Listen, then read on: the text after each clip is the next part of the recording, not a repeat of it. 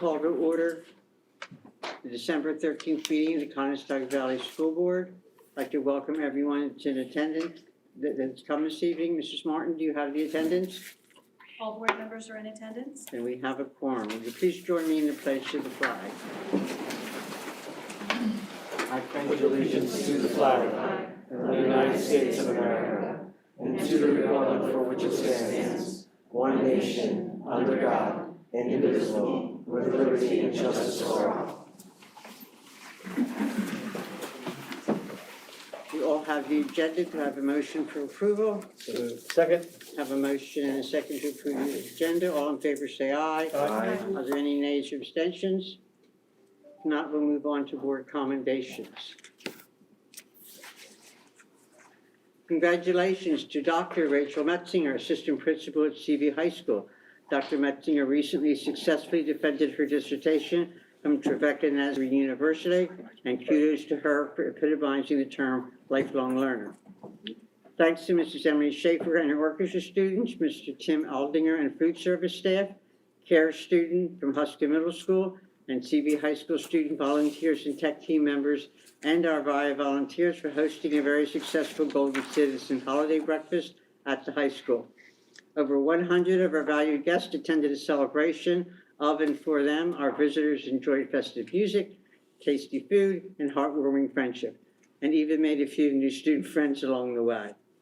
Congratulations to Conestoga High School senior Casey Caulfield, as she took home 3 medals at the first ever World Archery Junior Pan American Games held on November 25th through 28th in Cali, Colombia.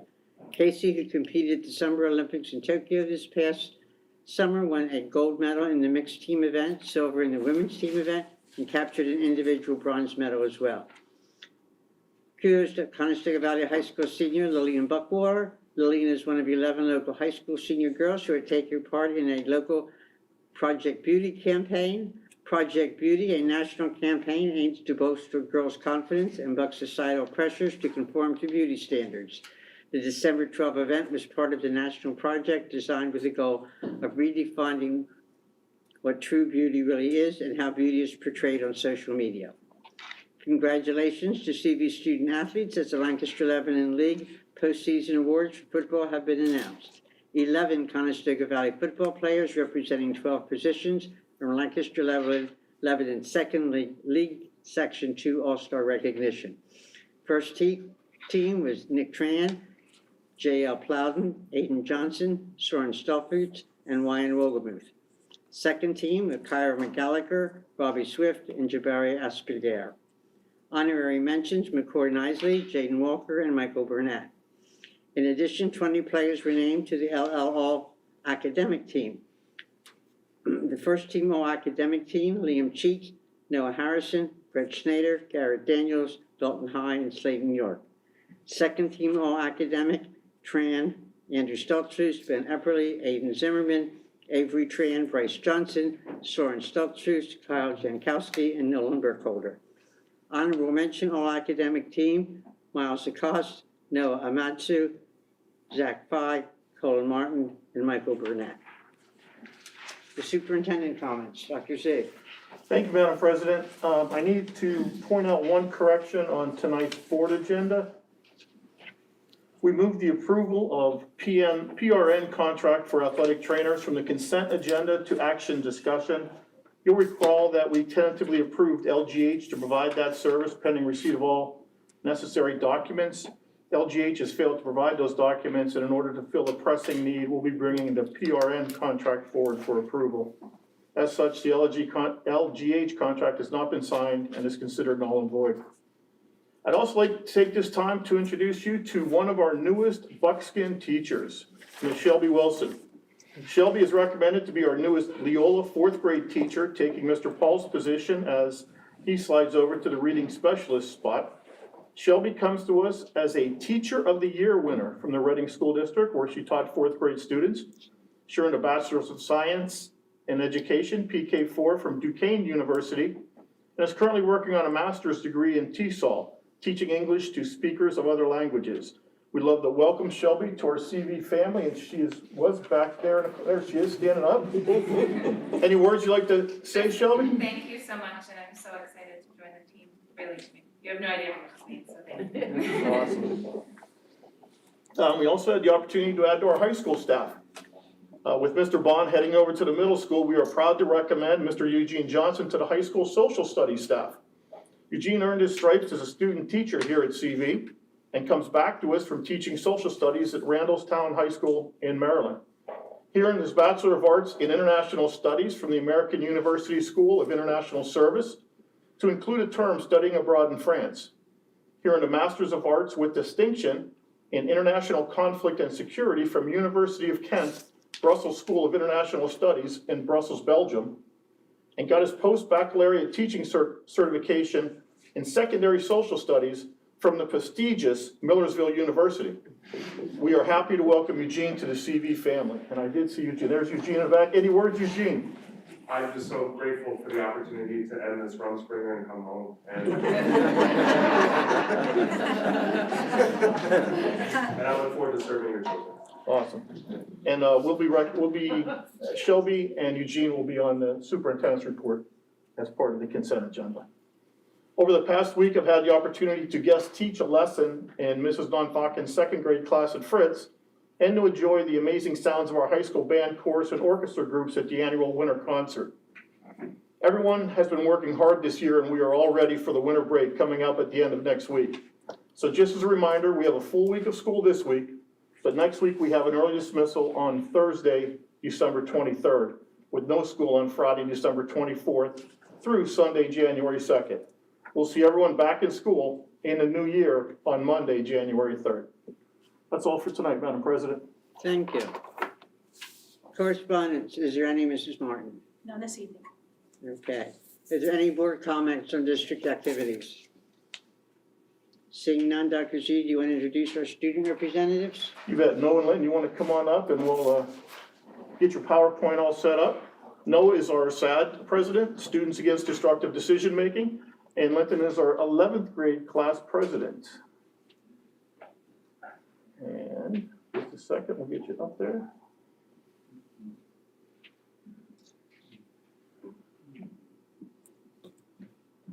I guess we're going to begin live. All right, so I'm gonna let you get your front and center there. And I'll be your clicker. I got you. Hey, everybody. Thankful for the opportunity to come here, just, talk to some faces, just to highlight some of the things that we're doing here at the high school, and, just really show you guys what's happening on the ground line. All right, so the goals of this presentation is to give a perspective into student life at CVHS, to showcase and highlight school activities and accomplishments that are happening here, and to share information about our UDS dog, Coco. So, what's happening right now? I mean, some of this stuff has happened already. So we have the powder puff, yeah, and then we had the juniors. we won. But yeah, we have the Radium Girls. Yeah, it was a play, and then we have holiday band, choir, and orchestra concert coming up. And with upcoming events, we got the winter sports season coming. I was just at the basketball tip-off tournament. It was really fun. I'm pretty sure we won. We got first place. We beat Warwick. It was a really fun game to watch. And we have a game tomorrow too. Yeah, so the game tomorrow too. Just come watch it. Yeah. The holiday season is approaching. During the season, shop with the Buxton. I'm actually a SAD president. I lead Drink of the Season, and we have a lot of ambitious goals, and we really want to make it fun like this year, just because it's our last year, and last year was kind of weird. Yeah, and then overall, the whole thing is students events are causing a lot of excitement and enjoyment during school. Here's some pictures of Powerpuff. I'm actually one of the coaches. This was the senior team. That took that lost. Okay. And then we have the juniors, the winners. He was a cheerleader, so. I was the best cheerleader. I was a captain. And here's some pictures from the Radium Girls play. I didn't actually watch that. I went to the play. It was actually really nice. Usually the plays are kind of like, comical, just trying to be funny. But this time it was more of like a somber tone with it, and it was really nice how they adjusted it. It was actually really not only like fun to watch, but it was actually a little educational too. Definitely. And then we have a new thing that's called the benchmark program. So it's like basically like students get to lift weights, and then someone like comes to like mentor them kind of, and then they meet every Tuesday and Thursdays from 2:45 like after school to 4 p.m. And approximately 12 students currently involved. I think this is a really good program because like me personally, I'm into like weightlifting and everything, and just I wish like if there was somebody, if there was a program like this when like I was younger, I feel like I could have advanced or even like learned a little more about like skills and everything, and the skill sets that you need to have to weightlift. And it's not only weightlifting, a lot of those skills transport into other areas if you like. Yeah, still going. Here's some of the club activities that we have. Some of these were at the bonfire.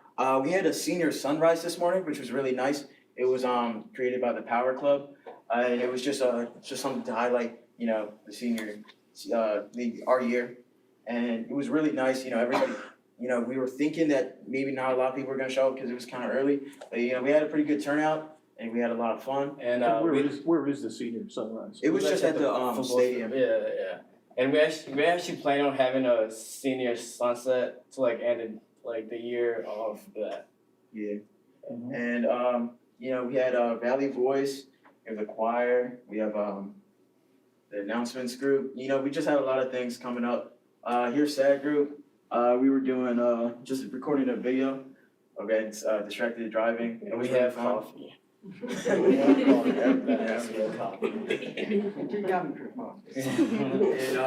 this is Coco. She's our UDS dog. She's still in training, but she's already become, fan favorite around the school. You can obviously see her, just sometimes walking around school, students greeting her, saying hi, and she's just really nice and playful. Yeah. So, Everybody loves her. Yeah. And then the positives, we have student leadership. Like we seen that like around the schools like increasing. Like you have me. Yeah, like So- this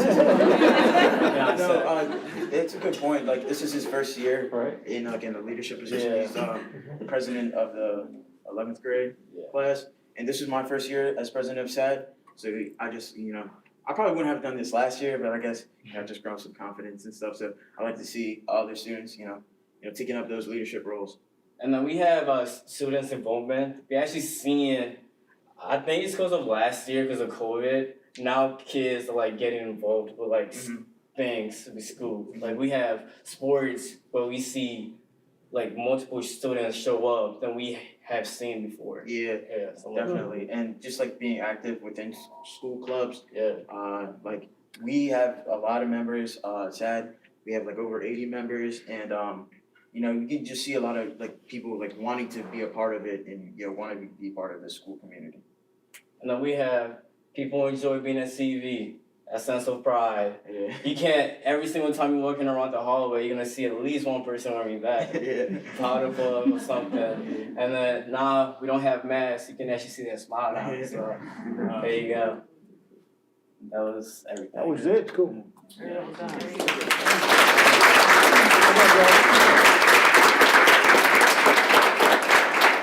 Does anyone have We'll see any you guys. questions We'll for see you guys these for two? breakfast tomorrow, right? Oh yeah. Okay. Are there any questions for them? I don't have a question, but I do have a comment. I just want to thank you two. Hang on a second, guys. It's okay. I just wanted to thank you two for the presentation, and you guys are the reason why I sit here. Thank you so So much. awesome job. Thank you. so much. Appreciate it. Yeah, thank you. All right, well done, guys.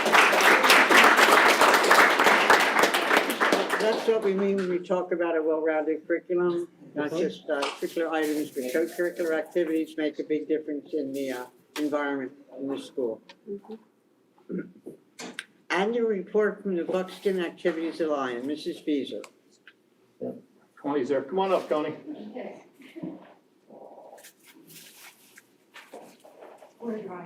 Connie Feaser is our Buckskin Activities Alliance president. She'll tell you a little bit about Buckskin Activities Alliance and where it is and what it does. And no pressure, Connie.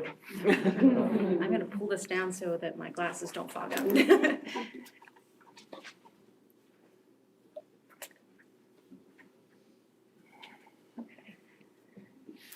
So, the purpose of the Buckskin Activity Alliance is we support the extracurricular activities here at the school that are projects that we purchase for the clubs that fall outside of the district budget. So we'll get into that. We offset taxpayer dollars through alternative fundraising efforts. So the activities that we recognize are any activity at CV that is subject to the student participation fee structure. So they're all listed there for you. And at any given time, we have a representative from each one of those activities that comes to our meetings. The structure of the BAA is we have a rotating voting schedule so that we can more easily hold a quorum with the number of activities that we do represent. It's difficult with everybody's very busy schedules to get them all in the same room. So at any given time, we have 6 reps and 6 Booster Club parents that are voting members. We meet the first Wednesday of every month, and we often in attendance have representation from the administrative staff. Dr. Z comes often, Dr. Smith, and Dina Henry is very involved as the athletic director. I am the president. The vice president is Josh Hartraft, and the secretary is Donna Martin, who is in Florida right now. Just wanted to point that out. We all started in our leadership roles in 2020 at the beginning of COVID. With very little experience under our belt, and obviously we came in during a very difficult time. So I think we've done a really good job of trying to get our footing and wrap our heads around what the BAA is really about and what we need to do to be successful. So some of the anchor fundraisers that we have are the Fall Craft Show, which we did just hold in November. Attendance was a little bit down because we were not able to hold it the year prior, but there was a lot of positive feedback from the vendors that were there and the attendees. So we feel we have a really good structure in place moving forward to revamp that and grow that event back up again to where it was prior to COVID. Hempfield Fall Classic, again, that's kind of one of those things where the weather, it's a soccer tournament that's hosted in Lancaster County, and they utilize many fields across the county. CV is one of the sites, and one year it was canceled for a flood, one year it was canceled for snow. So it's just one of those things. The elimination dinner is coming up here in March, so you'll be starting to hear a lot about that. That's one of our biggest fundraisers. And Carrie Corson from the football team will be chairing that event this year. So really looking forward to bringing that event back. It's been a lot of fun in the past. And then the Relay for Life is another event as well. Other sources of revenue is, again, because we do represent all of the clubs that are subject to the participation fee, we do get $35 from each student athlete that participates in an activity. And then those amounts are prorated for multiple activities that the student participates in throughout the year. And then other sources of revenue is the free and reduced lunch program fees. And also the tennis lights, the court lights. I didn't even know they were coin operated until I joined the BA. I was like, really? That's kind of a really cool idea. So yeah. So that's some of the other revenue we get. And also we do have stadium blankets that we've been trying to sell. We do have quite a large inventory of them still remaining. The one there on the left that's pictured, that was at Smoketown's back to school night. We were trying to sell some to some of the parents with the littler kids that need some CB swag. On the left-hand side, the ones with the CB logo, we have very, very few of them left. I would have to check with Janet Hintz to confirm, but I think we're down to like single digits, which is beautiful. And then the ones on the right are the buckskin, the logo, and those, we still have quite a few. We did reduce the price, so they're $20 a piece, make great holiday gifts. Wow, that's a good deal. They're very good. They are. Nice quality. They are. They're very nice, thick. And I did reach out to have Katie Meyer. In the past, we've had them in the Buckskin Blast, and we have a Google form. We've been limited on the number of in-person opportunities we've had to sell them, which has really kind of kept them hanging around for a while. So we are looking for opportunities to kind of get them in the hands of the CV community. Just to kind of give you a overview of how much revenue the BAA has had over the past couple years. The total amount is there, and then it's separated out for just the elimination dinner, so you can see how much just that one event, the revenue that generates. Obviously, in 2021, it was very difficult because a lot of our events are in person. So yeah, hoping to see that number go back up again, and. Yeah, so since 2005, we've had over $500,000 in projects that we've awarded to the CV activities. That's amazing. Recently, during COVID, we actually did approve live streaming equipment, which was never something that was on the forefront of anyone's mind, but it was amazing that in that time we had the means to be able to go out and purchase something like that. Nobody, I think, could have foreseen the need for something like that and budgeted for it ahead of time. So it was great that we were able to do that. And this spring, for the football team, we approved a new football sled, 2 new shooting machines for the basketball team, some mirrors for the drama department, and batting cages for the softball and the baseball team. And then just this past fall, we approved new safety mats for the cheerleaders when they practice their tumbling inside. The band, new amplifiers for their electronics, and then the boys lacrosse, PIAA just changed the compliance for the shoulder pads so that they come down and protect the chest area. So if a ball is taken to the heart, so that the kids are protected, and they didn't have that in their budget as well as in the athletic budget for the district. So we were able in a pinch to approve purchasing 35 sets. Lacrosse equipment's extremely expensive, so to be able to help those students to be able to participate is really good. Just to kind of give you some testimonials from some of the different organizations, from the football. Again, the bull sled there is pictured on the left that we just purchased, and on the right you'll see underneath the scoreboard there's that little red 12. Those are the clocks. And the football says, the football program is very thankful and appreciative of the support we receive from the BAA. In recent years, the BAA has purchased 2 large ticketed items for football, including our 7-man sled and our countdown clocks at the end of each end zone. The clocks were mandated by PIAA, which brought us the unexpected cost, and the old 7-man sled was over 20 years old. Our team, coaches, and boosters are thankful for these items. From the tennis team, we really appreciate the needed shade from the canopy as you see people congregating under it. The pavilion hosted our banquet last year and our tournament meal this year, in addition to parent meeting and for regular cross-country use. The tennis teams hold their senior night activities in the pavilion space. The Buckskin Invitational also makes use of this facility. The cross-country team uses the pavilion as their home practice site. The picnic tables are used by the tennis squads. In addition to the opposing teams, when watching matches, spectators also make use of them. They have made an excellent addition to our viewing bleachers, and that's from the coach, Dale Gray. And then from the drama, Greece would not have been understood in masks without the assistance of mics provided by the BAA funds, especially for the outdoor performances. And then from the band, we are so incredibly grateful to the Buckskins Activity Alliance for their support of the band in a variety of ways. In the last 3 years, we have received approximately $35,000 in grant money to put towards a new trailer and trailer wraps, new drums for our marching band and indoor percussion groups, and new amplifiers to power with our electronic system, which is used during the marching band season and the indoor percussion seasons. We are so grateful for their report, which has supplemented the generous funding received from the school district. Currently, we have $185,000 in the account. There are a few items that have been approved. Anything that we approve as the BAA then comes to you guys for a final approval. And we do anticipate with the construction at the middle school and the new athletic fields that there are going to be some items that do fall outside of the district budget. So that's where we'll come in and hopefully be able to help fill some of those gaps. So we really appreciate the support from the school board to be able to do these items. Any questions for me? I'd like to thank your group.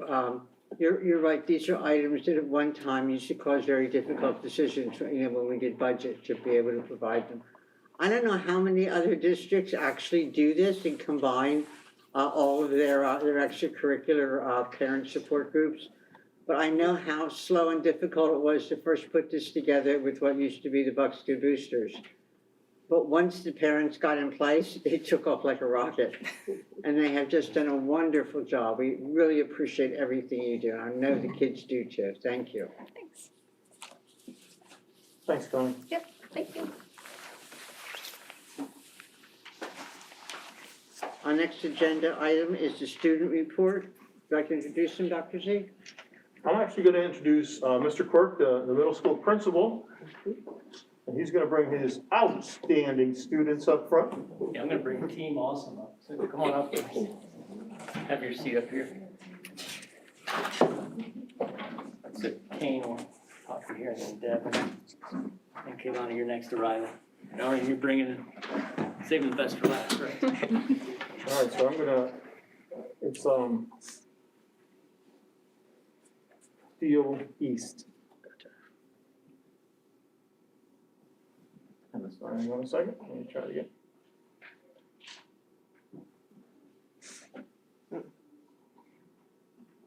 You should have it then.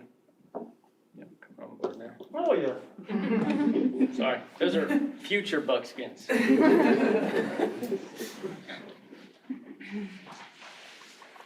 I know there's a lot of new faces in the board, and I haven't had the opportunity to meet everyone yet, but I'm Dennis Quirk. I'm the middle school principal. I'm absolutely thrilled to be here for a couple reasons. One, this earlier in the school year, especially at the middle school, there's a lot that we're looking forward to. But I think this is a great opportunity to slow things down and not lose sight of the phenomenal things and really the phenomenal people that we have in our building. So today is really about trying to draw some ties to a lot of the things as the school board's been onboarding with our comprehensive plan and all these different initiatives we have as a school district. And it's really an opportunity for us to showcase how they fit together in real life and how they connect with what we're aiming to become and what we're striving for our students to become. And I invited these five because every single day, the best part of being an educator in the first place is really getting an opportunity to work with phenomenal students. These students here have been recognized by their teachers as embodying the mission and the vision that we've been striving for since the beginning of the school year. I did invite 8th graders exclusively to this because they haven't just done that this year, they've done that in all years. So I want to give them an opportunity to introduce themselves. I'm going to give a little bit of an intro about the middle school vision, but then they're going to really talk about the nuts and bolts of what it means and what it represents. I'm Kane Kirby, and one thing that I do love about CV and being a Buckskin is like the unity. I feel like we're all like one big family, and I've always admired that about our school. Greetings all, I am Devin Hershey of 8 North. Something I admire about the school district is the amount of effort and creativity that goes into it. It's something that I haven't really seen before, and it's a very welcome effect. I'm Riley Ripchinsky. I'm on 8 South, and my favorite part about CV is, well, I've been a cheerleader since 1st grade, and I truly believe that CV has so much school spirit. My name is Kaylana Davis, and my favorite part about CV is how open we are with the teachers and how we can ask the teachers anything, if we need it or in trouble. My name is Aryan Shah, and something I love about CV is how as well as managing the school, the staff, they also try to help us not with academics, but also growing ourselves personality wise. And as much as I would have loved to set that one up, Aaron, you just set me up perfectly for that next transition. And like I said, the big focus, we have a lot of construction, we have a lot of new things coming, but I don't want to lose sight of, like I said, what's happening right now. Certainly there's a lot to be excited about, but we need to focus on celebrating the right now as well. And again, they hit the nail on the head. So I want to really look at, what are we striving to represent at the middle school? And then let the students really speak on behalf of what that looks like. So middle school philosophy and what we do, I think Aryan hit it best. We are tasked with a very difficult challenge, as community members, as parents, as educators, in terms of really developing the whole child. We don't just come to school and try to develop champions in the classroom. champions on an athletic field, champions in, different art arenas or academic arenas. We're really trying to create life champions that really just fully encompass everything. So we've made a really big push at CV, district-wide K through 12, in the development of the whole child, not just academics, but the social emotional development, but also the behavioral side of things, and understanding that the character development and behavior, all of these things go hand in hand to help create a successful student. The way that we are trying to do that, and this is where a lot of the comprehensive plan, I wanted to at least try to bring some ties. The way we try to do that is with a lot of the different initiatives that we have. One of the big things in our comprehensive plan is this MTSS concept, this multi-tiered system of supports, which is really, long acronym and a whole lot of, different material, but basically, this is a systemic structure that allows us to teach that whole child. It allows us to support the different needs of the learner from an academic standpoint, but also from a social, emotional, and behavioral standpoint. And when I look at this, and this is a pretty common graphic, this umbrella concept, we have the academic side where we've been doing RTII for many years as a district, K through 12. We have professional development, we have curriculum reviews. At the middle school, one additional thing is that we have teams, and we have that team concept to really help rally around students at a very challenging time in their academic and developmental career. But really, we've been focusing pretty heavily the last couple of years on the behavioral side and the social emotional side of the learner. And if COVID has taught us anything, and even at the community forum, a lot of parents and community members had mentioned that social emotional well-being of the student is paramount right now, and it's a piece that we need to keep focusing on. But one thing that I've always respected in the district, even as a teacher, is we have been committed to character traits. We have character ed. Every month we really focus on that, but we've also added things like character strong and really starting to intentionally build in opportunities in the day to teach things that are not just math standards or science standards, to teach life standards, essentially, for lack of better words. So that MTSS concept is really just looking at how do we bridge all of that together to develop that whole child. One of my favorite TED Talks, and I shared this with the students and the staff, and if you've never seen Simon Sinek speak, I would highly recommend it, but he's phenomenal. But one of his really powerful messages is that people don't buy what you do, they buy why you do it.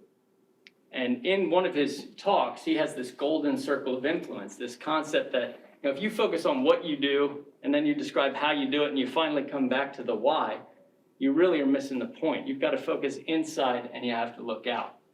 So as a middle school team, and my administrative team's here as well, we've really been focusing in on, just as the district has, what is that why and how do we work out instead of work in? And really what we landed on is nothing complex, because when we looked at what the why was, it was right in front of us this whole time. So the why really came out because of the school board and because of a lot of community involvement on May 20th in 2019. As a district, we had a goal of really defining what it is that we want our students to be so that they could be successful in whatever career choice they pick. We wanted to find that North Star, that guiding vision and that guiding light in terms of what are we going to tie everything to in order to ensure that we're getting the most out of our students. And that why really became that profile of a CV learner. And I think the profile of a CV learner is something that if we don't intentionally look to deliberately teach our students and hold a standard, we're missing a tremendous opportunity to do great things. So this year I started the school year off and I asked the students, I said, how many of you were actually taught what the CV profile or the profile of a CV learner is? How many of you actually intentionally went through those I statements and looked at how those can impact you as a person? And it was very few hands. And I don't think that's a fault of anyone, but it's a missed opportunity for us to do something great. So this year, our focus at the middle level is really making the focus of the profile of the CV learner encompass everything. So everything we do comes back to this concept that we identified as a community. These are the 5 facets that we want our students to be able to know and to be able to do to be successful, which means everything we do has to ultimately be tied back to the profile. And we're being very intentional about that. So when you look at this MTSS logo, I want to make a slight adjustment to it. Instead of that umbrella that is MTSS, the umbrella is the profile. Whether we're supporting the academic side or the social emotional side, the profile is the umbrella at which we are measuring everything to. And when you start to dive into the comprehensive plan, On the left-hand side, we have a CV instructional model, and that's really an academic version of, and kind of a curricular-based version of how we're looking at the profile. And at the middle school this year, we have created a positive behavior plan to really push the social, emotional, and behavior development of it. And that's what I'm gonna have our students walk you through. Because as a teacher, I look at the profile and I think, I can create really cool learning experiences that make stronger collaborators, stronger problem solvers. But as people, those I statements are just as powerful in terms of character development and personal development that allow kids to grow into young men and women that can make collaborators and universal citizens out in the real world and really drive successful lives. So I've tasked them with each picking a puzzle piece that kind of spoke to them in terms of, one of them unfortunately had the leftover, right? But tasked them to kind of talk through what each of these puzzle pieces means, review some of those I statements, and then we'll tie it back together and just really wrap it up and show you how committed we are to this. So, as a collaborator, I demonstrate flexibility and willingness to cooperate and compromise in order to meet a common goal. So basically, you just have to be really flexible and kind of listen to everybody and work together to, meet your goal, because I'm pretty sure all of us have worked in a group, and, not working together is the worst way to, kind of go at something. And yeah, I engage in meaningful contribution and focused effort to foster teamwork. You pretty much just you have to do your work, and you have to do what you were assigned to do. And if everybody in your group sees that you're doing that, they're gonna want to work as hard as you. And then when everybody's work comes together, it's a perfect it comes together perfectly. I share leadership and decision-making responsibilities with others, and I seek value and share constructive feedback to benefit the team. So with the first bullet point I read, it kind of, you do sometimes have to direct a little bit and kind of say what you want to say, but other times you do have to kind of sit back and listen and take in the other information that your teammates or your, the people that you're working with are telling you. A collaborator, I cooperate with adults and peers, I compromise willingly, and I contribute positively. I am a collaborator. All right. As a global citizen, I demonstrate compassion, empathy, and respect for others in a diverse society. So, even if there are a lot of people, we're all equal in the end, and we should all play our parts. Think beyond myself to help the local, state, national, and global communities. So, even if you're just helping a small area, that can help larger areas later as well. I acknowledge to seek to understand other points of view. So this might be difficult for some. It may be all about me for some people, but we're looking out for others to see how they see the world. That is important, so we can understand more people better.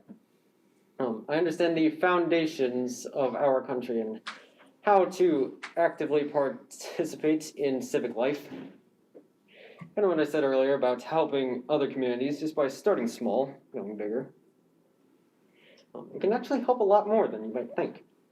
I demonstrate personal, civic, social, and global responsibility.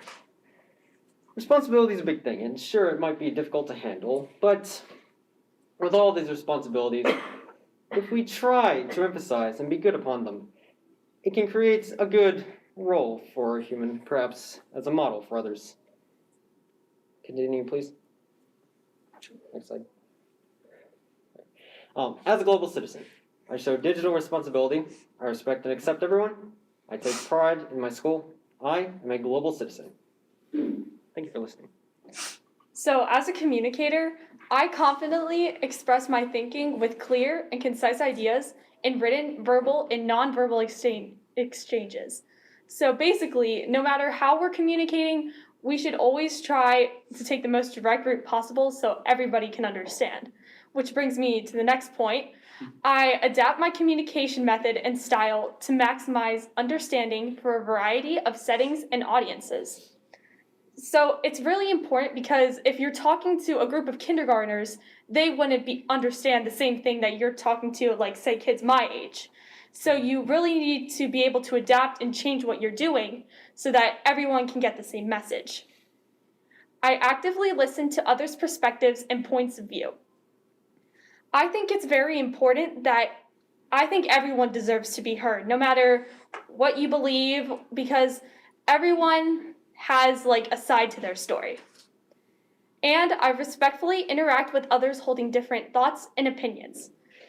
And that piece of the communicator is that it's important to still, even if you disagree, it's important to still say, hey, you can be right in your own way. So as a communicator, I actively listen, I positively interact with adults and peers, and I adapt my communication skills and methods as needed. I am a communicator. So in our school, we communicate because it helps us to get to know each other better, because we want to get to know each other better, and in the long run, it will help us to be able to communicate better. We communicate to share ideas with each other and to build off of each other's ideas. It's important to share ideas with each other because someone might say something to you and you might say, I've never thought about it that way before, and then you can take inspiration from that. And we communicate to solve problems and find solutions. So if we don't communicate with each other, problems don't get solved and issues are left to be unresolved. Versus if we do communicate with each other, we can find solutions to these problems easier. And finally, we communicate to hear others' perspectives and viewpoints. As a lifelong learner, I approach learning with an open mind.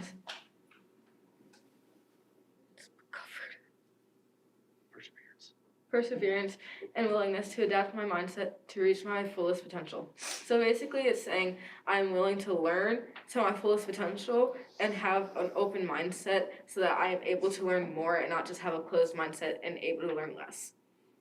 I practice organization, goal setting, time management, and asking myself, what could I have done better in different situations? Asking yourself what you could do better in different situations is a great, it's asking yourself to take a step back and then ask yourself what you could have done better in those situations, and then move on and do that thing that you did wrong better the next time. I am empowered through positive risk-taking, even if that means I do something wrong. Being positive through risk-taking is I want to say we as humans don't do it as much as we could, but because we're scared, if we take the risk that we're going to do it wrong, and if we get it wrong, we'll feel down about ourselves instead of just learning from that first time and taking another risk. I have self-advocacy through situations. So having self-advocacy, you have to not be so down on yourself, but you can't be not down on yourself at the same time. So you have to have that same level of balance that you want for your mind to be open and for your mind to be closed. So yeah. I model personal integrity, honesty, and empathy. Modeling this is allowing yourself to be allowing yourself to think about what you could have done. I show that I can learn from my mistakes and others' mistakes as well. I show resilience and persevere through challenges. I demonstrate flexibility.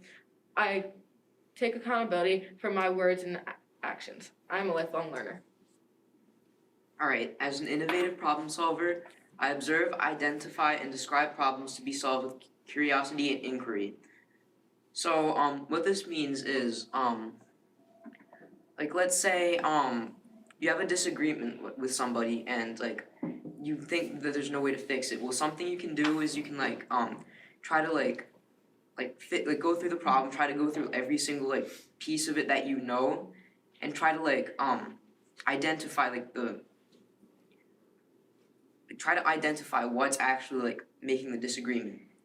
So I apply my knowledge and skills through creative, adaptable, and original problem-solving methods in real-world situations.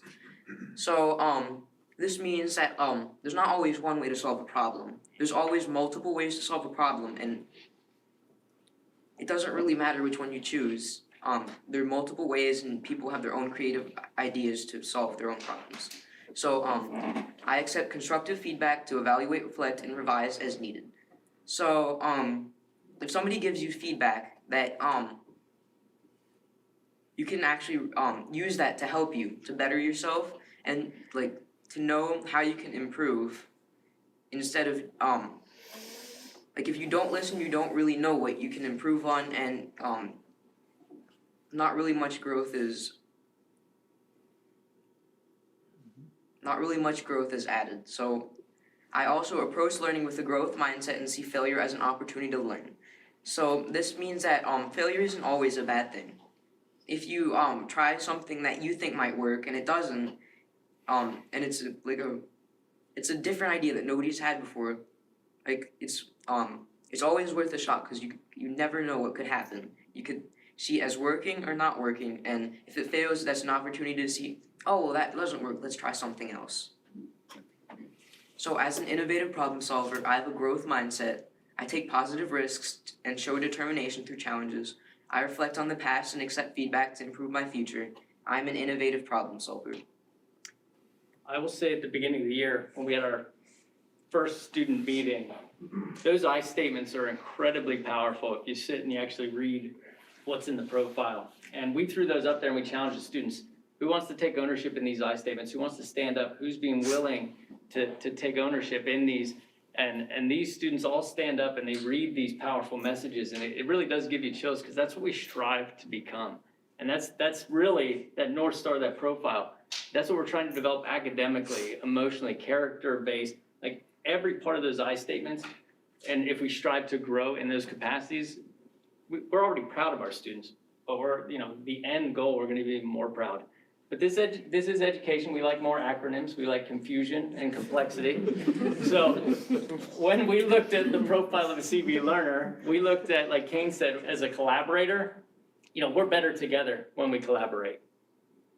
As a global citizen, as Devin was mentioning, global citizenship and the skills that make you a good global citizen, really, we changed that to look at it as universal citizenship. It's good everywhere. We got real creative with Riley's. Because as a communicator, you're a good communicator.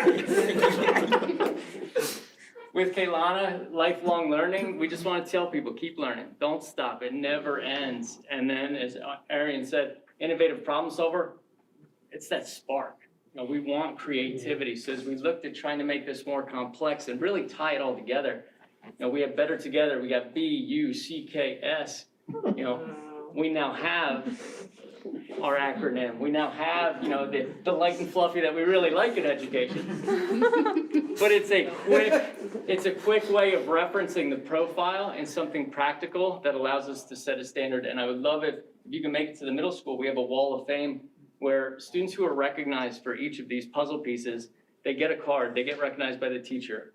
We celebrate it. We take their picture, we plaster it on the wall, and by the end of the year, we have hundreds of pictures of students with their cards, just showcasing that at some point throughout this year, they are living up to what we're striving to become, and we're constantly going at it.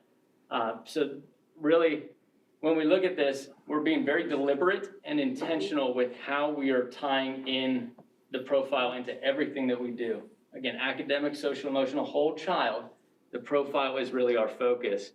And to kind of tie it at home, at GHMS, we are united as a community, committed to thinking beyond ourselves, devoted to positive and clear communication, motivated to improve our abilities every day, Inspired to enhance the world around us. huge Penn State fan, sorry. We are. And one of the added pieces to this, I don't want to lose sight of the neat history that there is with, Conestoga Valley and the buckskin itself. When we looked at the buckskin at the beginning of the year, it's that point person, and the scout for the wagon trains out west. That's the person who had a vision of where they could go, and that's the person who led them. So as buckskins, we're leading and we're trailblazing for the district through those I statements that really encompass everything that we want to see in our students. And like I said, I couldn't be more proud to sit up here with this group because they are a sampling of just some phenomenal students that are in our district, K through 12, not just at the middle school. So we appreciate you giving us the opportunity to talk you through our vision. My first suggestion is we send half of these kids to Harrisburg and the other half to DC. And let them teach us the proper way to behave. I'm so proud of you kids, I can't stand it. I'm really thrilled to see that you have internalized what we hope for you. At the beginning of your introduction, you talked about their academic career, and that's something I believe very strongly. That being a student is a full-time career, and it will lead to more of the same. Any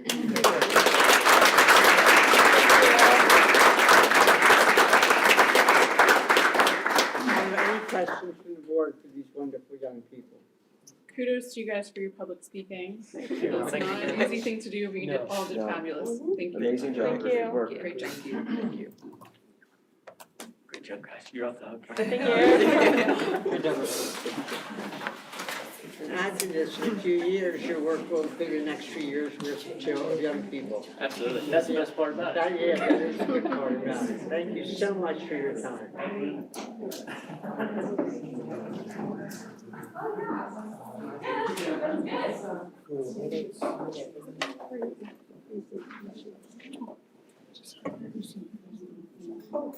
Yeah, just push on that.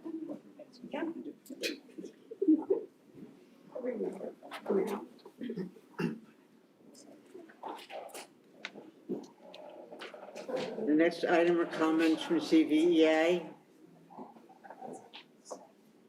Do they have a representative Any comments here? there? No, just walk back in. Thank you. So, my father, kids. Comments from any other employee groups present? This is our first chance during this meeting to have public comments. We limit this time for input on attitudes and comments on anything that's on the agenda. Is there anyone that would like to address the board on these issues? Okay.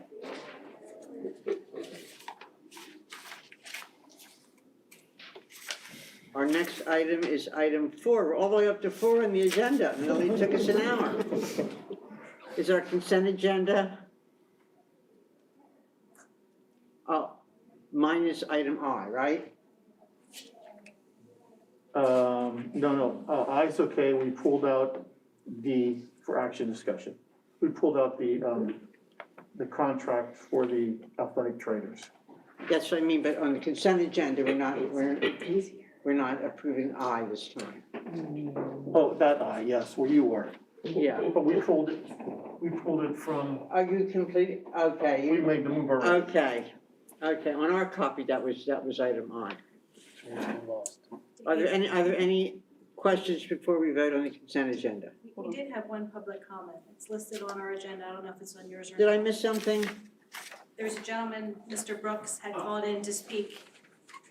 Oh, yes. Okay, would you come to the front, please, and identify yourself? This is on an agenda item? Yes, it is. This was Okay. from the previous public comment. Okay. I did not hear you, so. My name is, with your permission, to address the board. Yes, absolutely. Okay. Yeah, my name is Andrew Brooks. I'm a district parent, father of 3 Conestoga Valley students at the 46 Walnut Drive, Ephrata, PA. My main public comment is just in support of the existing health and safety plan as was prescribed in June of 2021. I just wanted to, first of all, by the way, if I could take a few seconds of my comments to, I wanted to commend the 2 young men, Noah and Linton. By the way, that was an outstanding presentation they did earlier. It's sad, it's an outstanding organization, whether it's at CV or any other district, so I just wanted to mention that before I forgot. But the main point of my comments is I just wanted to speak in support of the existing, as it stands today, health and safety plan as was originally approved in June of 2021. No one's ever going to agree on this. This is an issue that has divided our community. It's brought division, chaos, fear. I want to advocate for going forward with hope and optimism. There's never going to be a safe time. We can argue, I'm not going to here to argue facts because it's fruitless, but all I ask is that to keep a positive attitude, respect everyone's individual decisions, just as everyone is respecting everyone in this room right now, to continue that into the 22 school year. Eventually, I'd like to get back to the old normal, 2019. And I just want to say, good job. Let's keep a positive attitude. Don't live in fear.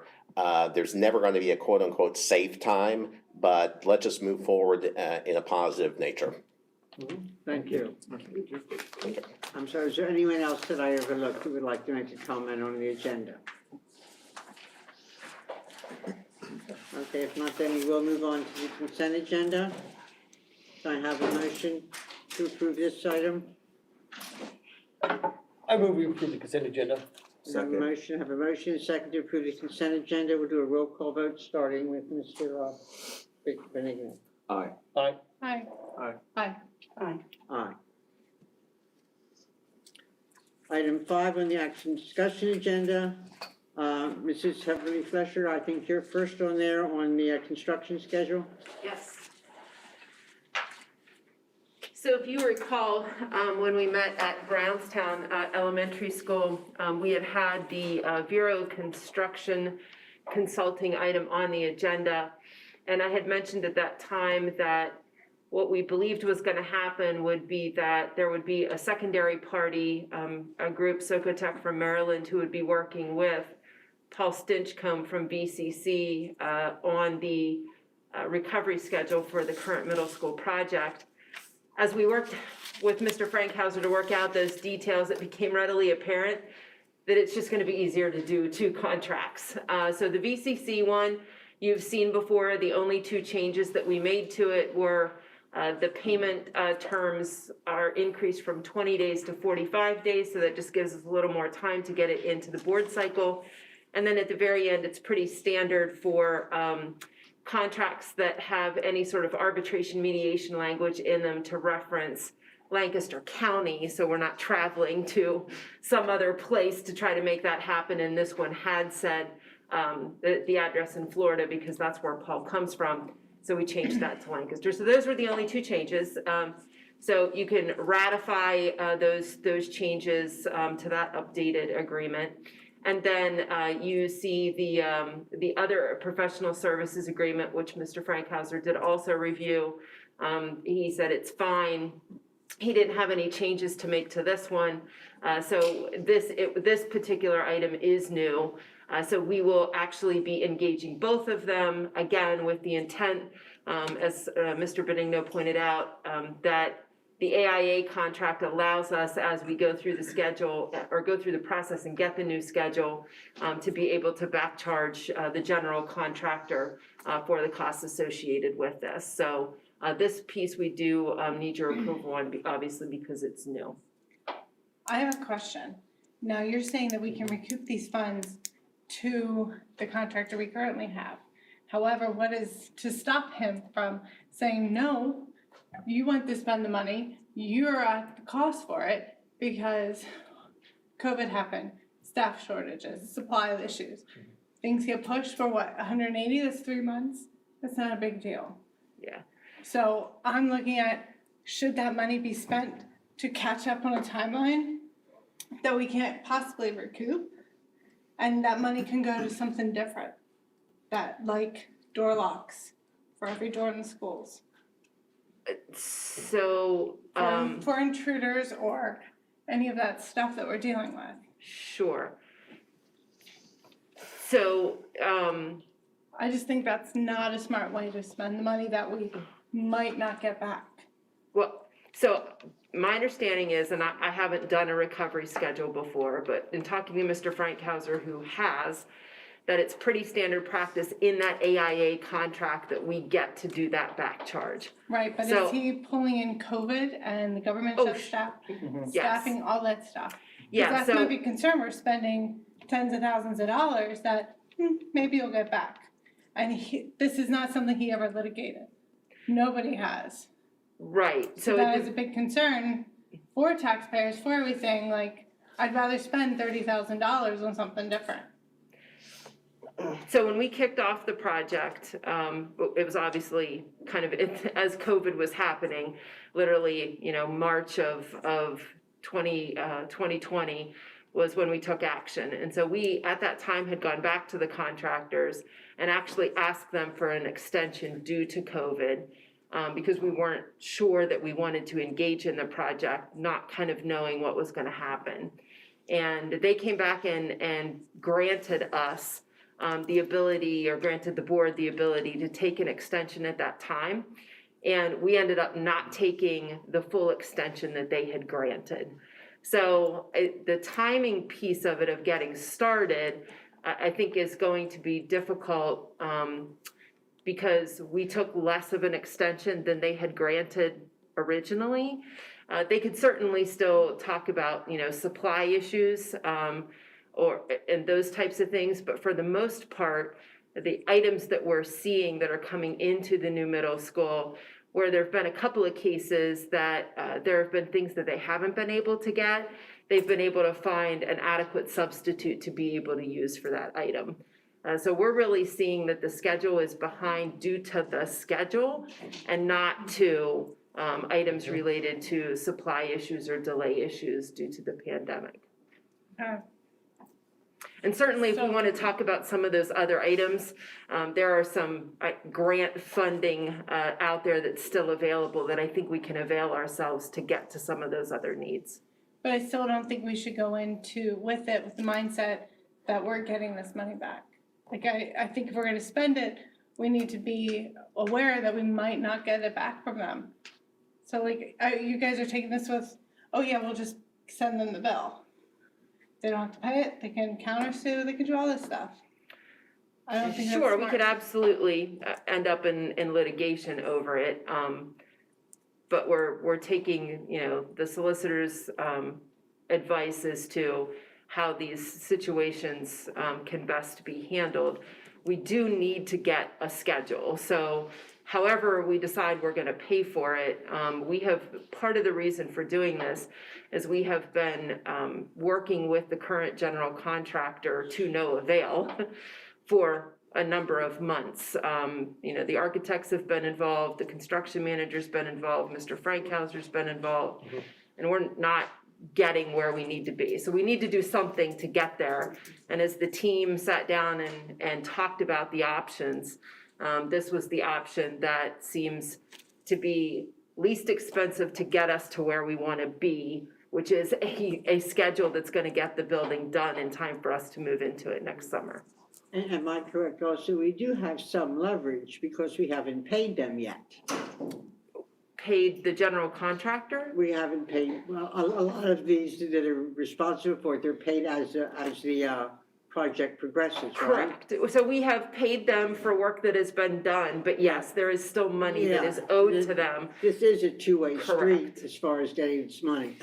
And my Yes. other thing is, and I don't know that any of us are, experts in contract law, but they did sign the contract. In that contract, did it say with the builder saying, this is when we project that the school will be finished by? Yes. Because that's in the contract. Yes. And is there any wording in that contract saying, we might not make it due to such and such and such, or, like, usually they have a leeway? I'm gonna look to Wes. Wes is more of an expert on this I'll than I introduce am. myself in a little bit, but I'm Wes Learline, I'm the project architect with Vermont Main Architects. Generally, public work contracts are set up that in the event of any kind of schedule delay, whatever the reason may be, the district, in this case the district, or the client owes the contractor time, i.e. we give you more time to complete the project. They do not owe them funds of any such, either in granting, whatever that may be. So, and that's exactly how our contract is set up. And to the funds issue, there's a settlement then that happens at the end where everything sort of needs to be done to a certain standard before we're gonna close out that contract. with any allowances or change orders or anything that's left on the table. And to the point Adet made, the district pays each prime contractor every month based on work completed, but we also hold monies, i.e. retainage, and that's hundreds of thousands of dollars, so. And that's to account for either work that isn't completed correctly, or in this case, it could be, if they were refusing to pay this bill, that would be easily rectified. I would advise Phyllis, as I'm sure Mr. Frankhauser would as well, hold it from retainage. You know, that would be the method to correct that. During this whole time, did the contractor come to us, say, asking for more time because of such and such? Are you asking me, have they asked No, us? have they said, we're having issues with this, we have to find They- a substitute for a soap dispenser that they don't have? Yeah, they've essentially, you ask, correct me if this is a misstatement, they essentially just have not produced the schedule timely to get the project done. Literally from the get-go, we have never had a baseline schedule that reflected a contractually agreed upon completion date. And we're looking at them for Leola Renos. No. I'm sorry? Are we looking at the same contractor for the other school renovations? No, so each Same- each project that we do will get bid out on its own, and it could be the same contractors or a completely different set of contractors. It'll be all about the lowest bid at that time. So the contractors who did Brownstown, for example, the general contractor who did Brownstown was Lobar. The general contractor on this particular contract is Borough. So two totally different companies. Because I thought I saw somewhere that we were looking at having the same contractor do the Leola renovations. And if we're having this kind of problem with them for the middle school, that's probably not the smartest decision to do for Leola. No, that's Yeah, architects we're looking I at. think that's, yeah, I was gonna go get some architect credential. But I think that was the line. Is that, okay. Are there any other questions? If not, they are seeking approval. I would need a motion to approve the engagement letter for the construction schedule. So moved. Second. A motion and a second. We'll start the vote with Mr. Tower. Yes. No. Aye. You have the vote? Okay, thank you. Mr. Enderline, Yeah, this because I is think you Wes is now for the next. change orders at the elementary school. Thank you, Madam President.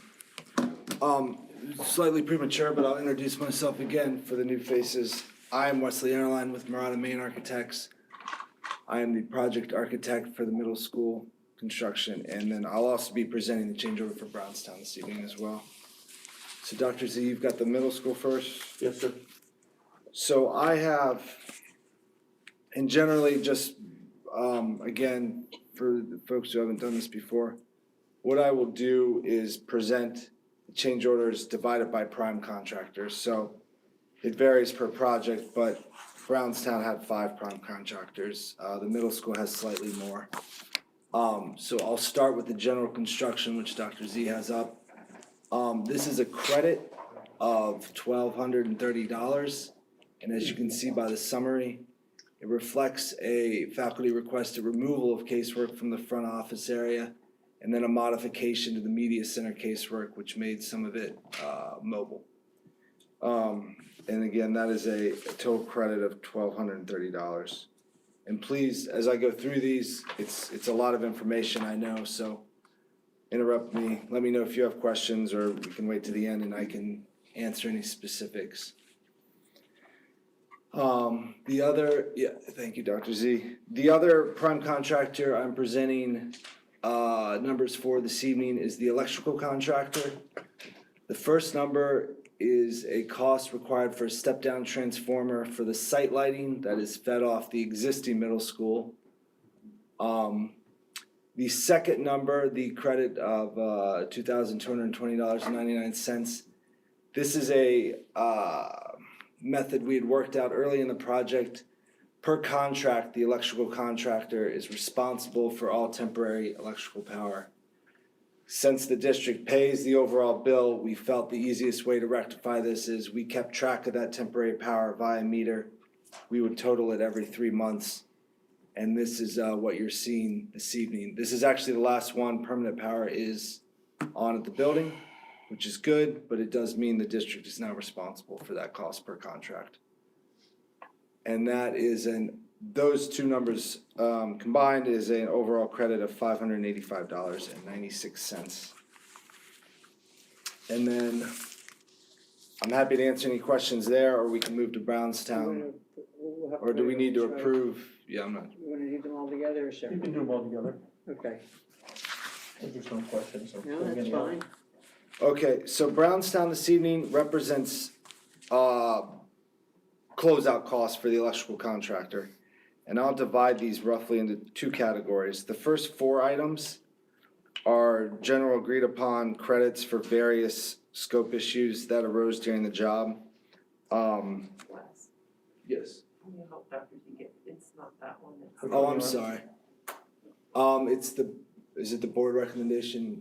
We just did electrical contractor for. Oh, that was. I don't have a Brownstown one here. No, you do. It's the McCarty G706. I don't think that's gonna have the change order though. That's the closeout document. Yeah, this is gonna be release of liens.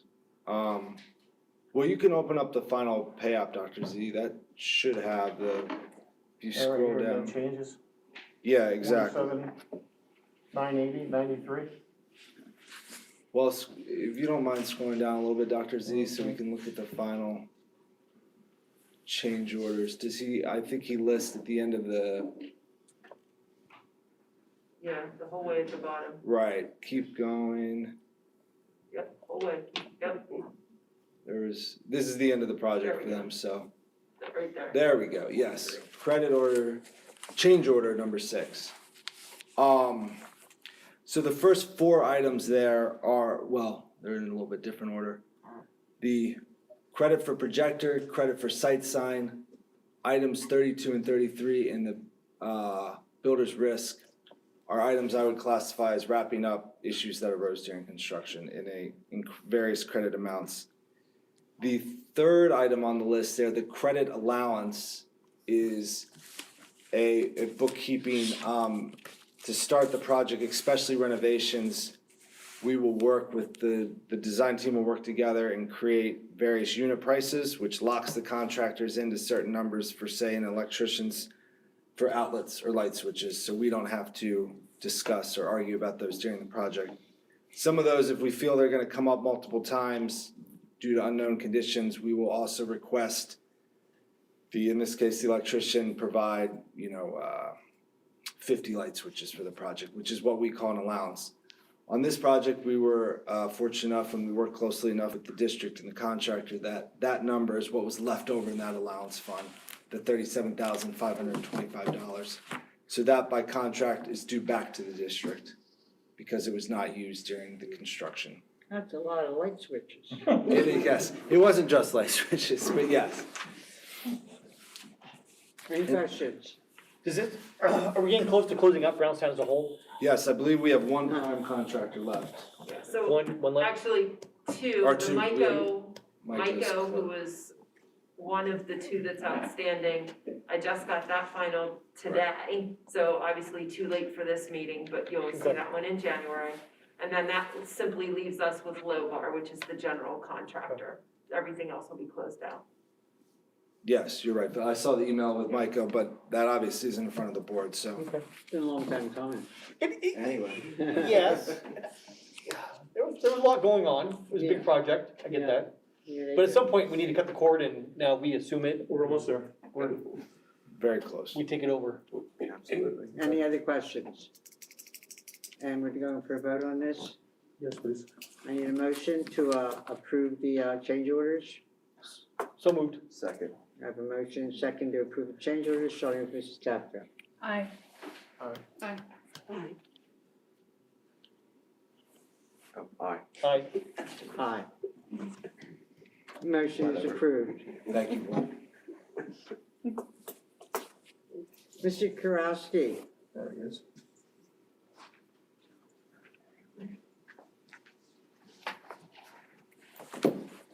Good evening. good evening.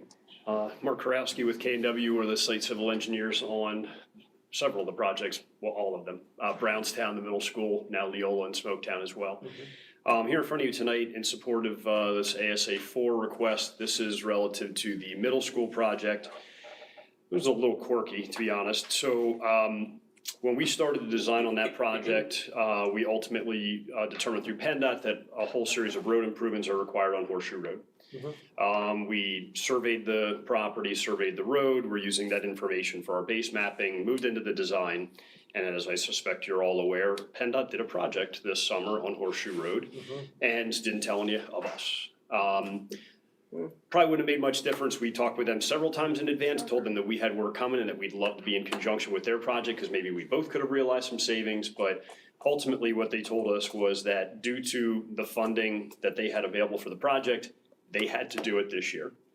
So they finished, and now we have a road that looks different and is at different elevations than what we were using for our design, which means we're here to request, we have to go back out and survey the road to get the actual current existing conditions, and then there's a little bit of revision to the plans that we had already prepared. That's the extent of the request. Yeah, I don't honestly think in 30 years of doing this, I've had this happen. But it is what it is. And unfortunately, we need the data because it's got to be current or we'll have problems in construction. Happy to answer any questions you may have about this one. So basically PennDOT just did what they wanted, didn't even tell you till it was done or approved or whatever, is that right? Not surprising. It's not surprising. They don't have to, but I can understand what they were saying. They get funds, and if they don't spend them, they disappear. So they had the money and they needed to do the road repairs. Yes.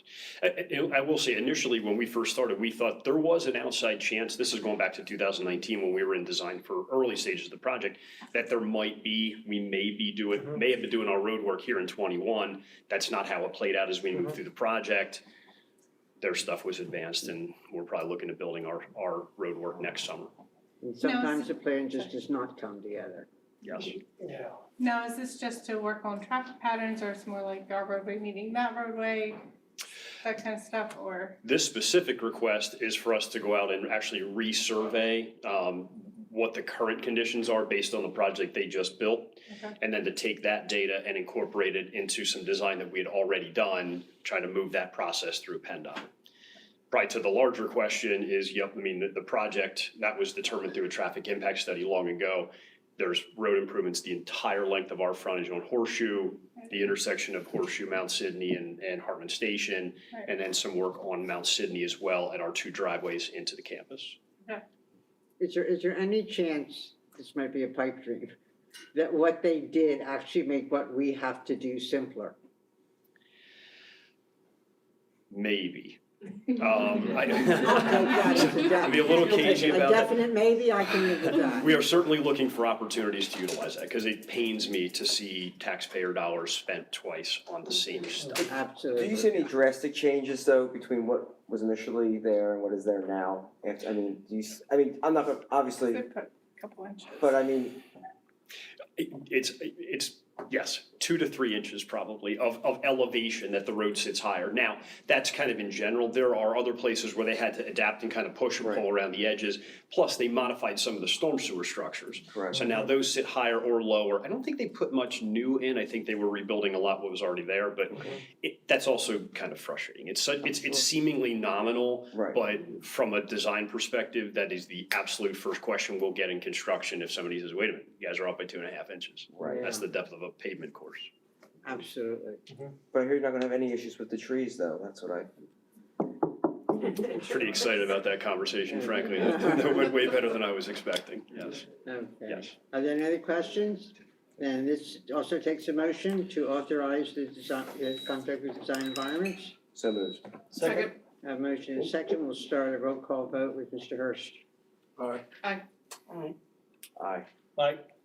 Aye. Thank you. Thank you all so much. Thank you. Have a wonderful holiday if I don't see you before. Thank you.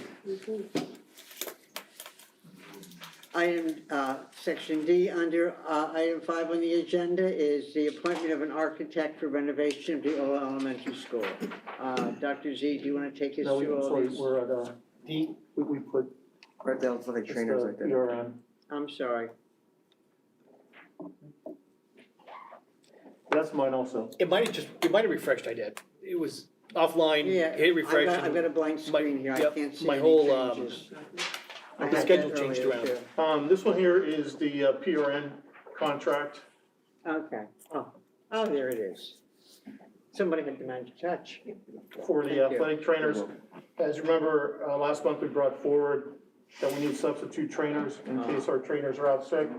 We opted to go with LGH, but we're still waiting their contract, and still waiting their contract, and still waiting their contract. We couldn't wait anymore. So what we're bringing forward is the substitute contract involving PRN for those athletic trainers, because we need those trainers out on the fields or in the courts. And this is what was moved to consent agenda, I see. It was consent, right, and we moved it down. Okay. Do you need it approved to move along? We need to approve, yes. Tonight, okay. Yes, please. Any questions? If not, I'm waiting for the motion to approve the athletic trainers contract. So moved. Second. A motion second to approve the athletic trainers contract, we'll start it with Mrs. Aye. Aye. Aye. Aye. Aye. Now we're down to the architect. Yes. Let's stop making these last minute changes. Yes, ma'am. That's a directive. If LGH would have got their stuff and there wouldn't have been a change. Fair comment.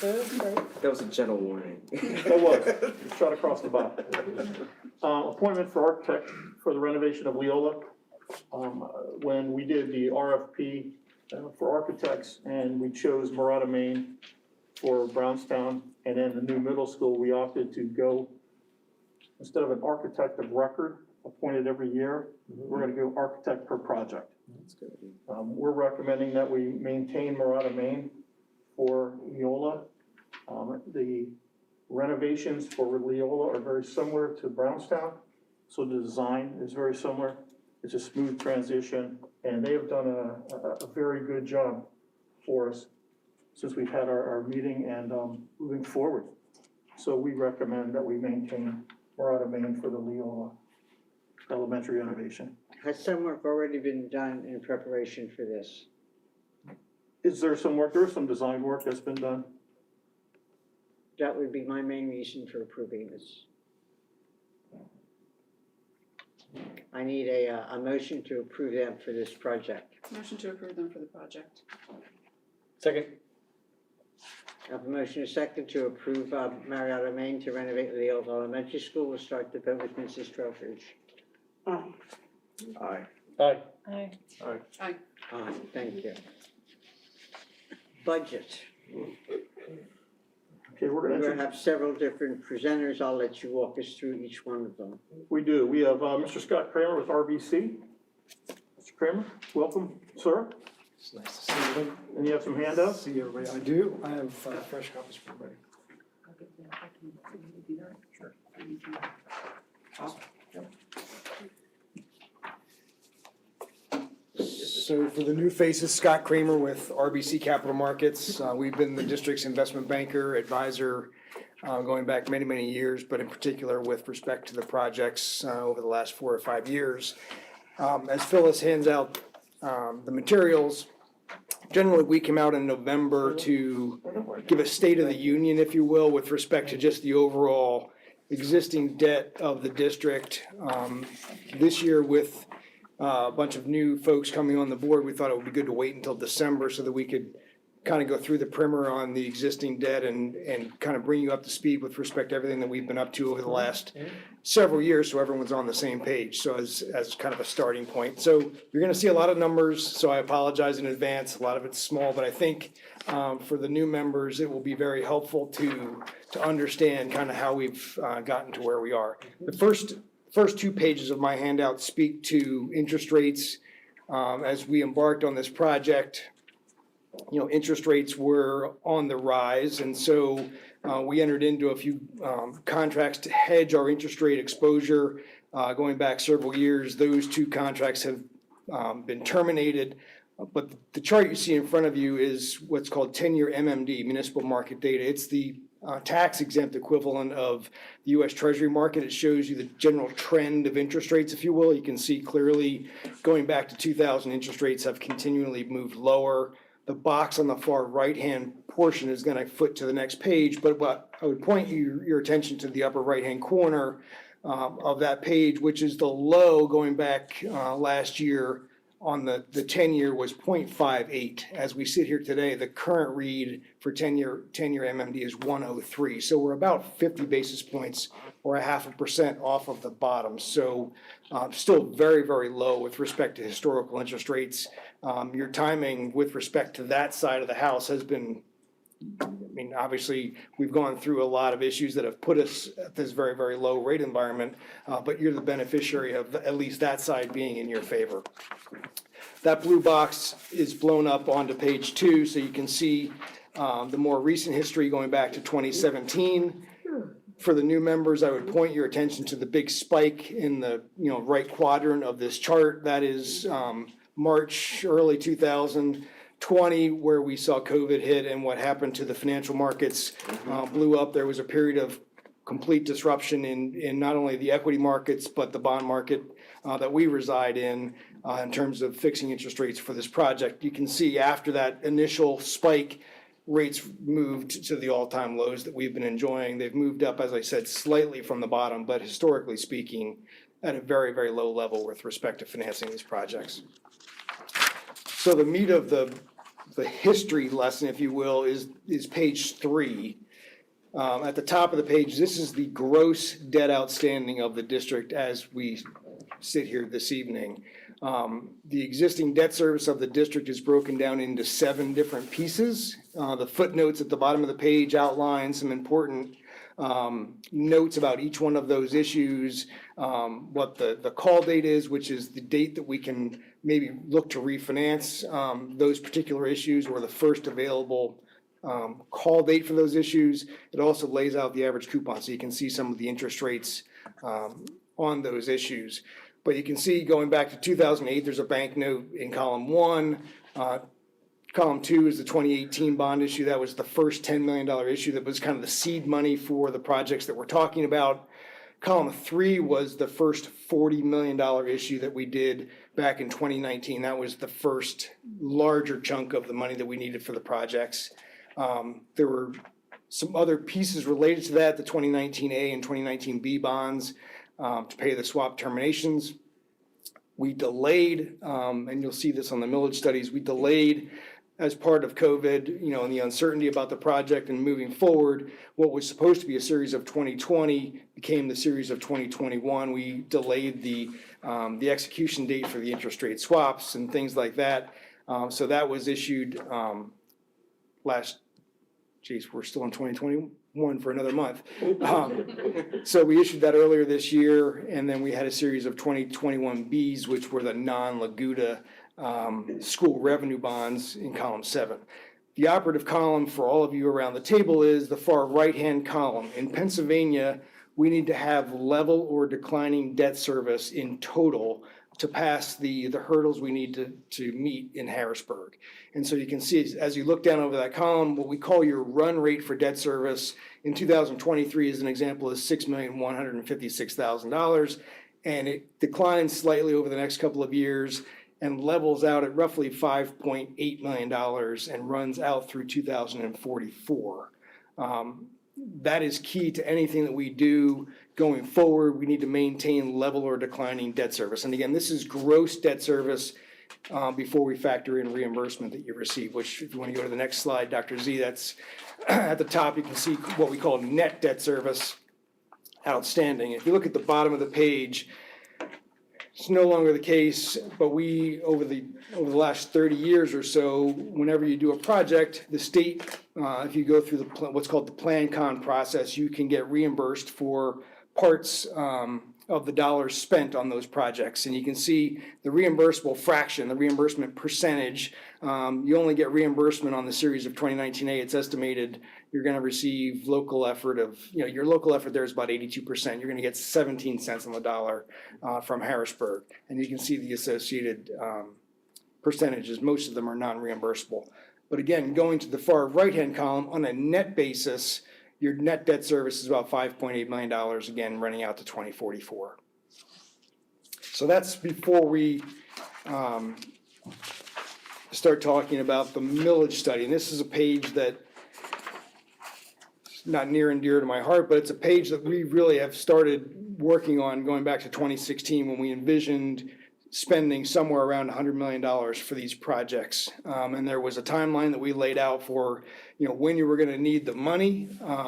We were mindful of interest rates at the time. We have been very mindful of how we have navigated through, the financial markets over the last 5 years and making sure that what we laid out in front of the board in 2016 and 2017 was equal to or better than what we envisioned. And so that slide's not in this packet, but if you, just as an example, the far right hand, this is for, a project amount of 113 million, but before we get into this particular slide, the original $100 million impact from a millage perspective was somewhere about 0.36 mils to 0.4 mils for $100 million of projects. And so here we are at the end of those projects with 10 million left on the original 100. And with rates where they are, we're coming in at 0.36-ish in terms of the millage impact for the original 100 million. So we actually did better than what we thought for the first $100 million of projects. So since this is the first go-around for many of you, I'm going to walk through each of the columns here in terms of what they mean and how we've constructed this in terms of how we're layering in the impact for the money that you've borrowed in the past and the money that you're looking to borrow for the last leg of this project. So column 2, current net debt service, is debt service before we layer in the deal we did this year, columns 3 and 4. The second $40 million financing is in column 3, and then what we're calling the non-LAGUDA. LAGUDA stands for Local Government Unit Debt Act. That was a piece that we had to finance for the swap termination. Then column 5 is the remaining or new $22.5 million financing, which I think, Phyllis, correct me if I'm wrong, accomplishes a lot of the original project, but also adds to it Fritz. So the total project, which was originally $100 million, if you look at the box at the top of the page, envisions, in this case, $113.5 million of total projects, okay? So column 7 is the total proposed debt service in the yellow column. The run rate in total after the $113 million of projects is financed gets you to a run rate of $6.8 million. Let's fast forward over to column 11. The original $100 million cost spread out over 5 years was 0.36 mils. So if the board were to finance the additional monies needed to include Fritz for a total of 113.5, the millage impact goes from 0.36 to 0.48 mils. So a slight increase. What we've been doing is phasing it in through use of some district cash and maybe some capitalized interest in column 9. So you can see what was roughly a 0.03 impact each of those years in 2022, 3, 4, and 5 to get up to 0.48 mils to pay for the entire 113.5 million. Is it all making sense? Kinda. I know it's a lot of numbers on the same page, but at the end of the day, again, column 7 needs to be level or declining, and that's what needs to be in your budget for debt service to fund $113.5 million of projects. You can see at the bottom of the page some key points. Column 5, the proposed series of 2022 at these low rates has a yield of about 1.8%. So very, very low historical. That's 20-year money, 25-year money at an all-in rate of 1.81%. Really attractive borrowing rates. And we've been working with Phyllis and Adele over the course of the last 4 or 5 years in terms of how column 11 shakes out in terms of the budget impact each year. Some years you have a much more difficult budget, and you might say, well, we can put 0.1 mils in. Next year, we're going to put 0.15 mils in. So we've kind of rolled with punches in individual budget years, used more cash, some years less cash in other years where the budgets have been kind of moving targets. But all in all, we've levelized that impact at roughly 0.1 mils in this case to pay for the overall project. So let me pause there before we go to the next option and see if there are any questions with respect to what you have in front of you. Okay, so the last slide that I brought this evening takes the project amount in the top box from $113.5 million up to $130 million. And I think that, again, going back 5 years, there was a pretty long list of things that you wanted to accomplish around the district. That was all the various buildings, that was also looking at athletic fields, that was also, looking at the Performing Arts Center. All those projects were on a list, and I think you've been picking and choosing which ones you wanted to be, at the end of the day, financing. So at $130 million, I'm going to cut right to column 7. The run rate that you saw on the previous page was $6.8 million in the budget for total debt service. It now goes to $7.65 million. And the cost of that in column 11 goes from the prior page, 0.48 mils, let's call it 0.5 mils, up to 0.8 mils. So roughly 0.3 of a mil to fund the additional $20 million of projects. And again, spread out over the same period of time. We can extend that, we can accelerate that depending on budgets as they come out over the next couple of years and what decisions you're going to be making. But in this case, we've just tried to levelize the impact over a consistent period of time. Go ahead. Where are you seeing 3.3 mils? So column 11, the prior page, to fund $113.5 million was going to cost roughly a half a mil, 0.48 mils at the bottom of column 11. In interest. That's the total millage impact to fund 113.5 million of projects is a half a mil. The value of a mil is 2.7. 1 mil collects roughly $2.7 million in your budget.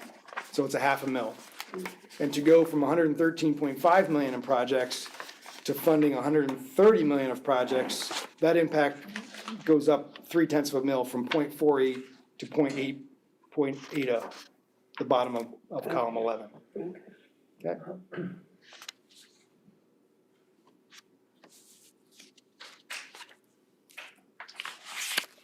So I know when I was here last, the message, I think that was May of this year, we were talking about the last $10 million of projects that we needed to fund per the original plan. And at that time, I think Wes was here. We walked through what was left on the list of projects to finance. I know you had a lot of homework to do in terms of what you wanted to ultimately fund. And so we've run a number of iterations over the last 6 or 8 months to come down to these two, which I think Phyllis can speak to. I think the other piece to this equation is we want to be mindful of the ESSER monies that's out there. Let me step back. One of the original things to take you through the rating process, one of the things that's important to making this work and getting the lowest interest rate is to keep your good credit with the rating agencies in New York.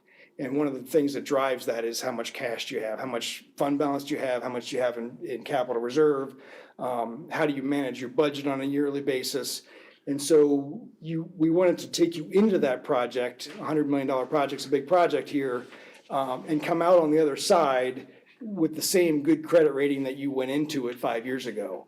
And that was that we want to not spend our cash up front. We wanted to have that cash to roll with the punches, the change orders, the increased scope of the project, all of those things that have happened over the last 5 years. And there's been a lot, including a pandemic. So we wanted you to keep that cash until the end. So you've kept your fund balance, you've kept your capital reserve. You also need those things to pay for just keeping the lights on and other projects around the campus that need fixed from time to time. Now we've thrown in the element of the ESSER monies that are coming to your, through COVID and things that you're going to have to spend on project-specific items that you can use. So I think we factored those into the overall budget of coming up with the 113.5, or ultimately, if you want to go to the $130 million level. All that being said, you've done a very good job in terms of rolling with those punches over the last 5 years. And I think as we are nearing the end of these projects, your AA credit rating is intact, it will remain intact. Your borrowing rates are going to remain the lowest they possibly can be as a result of those good decisions you've made.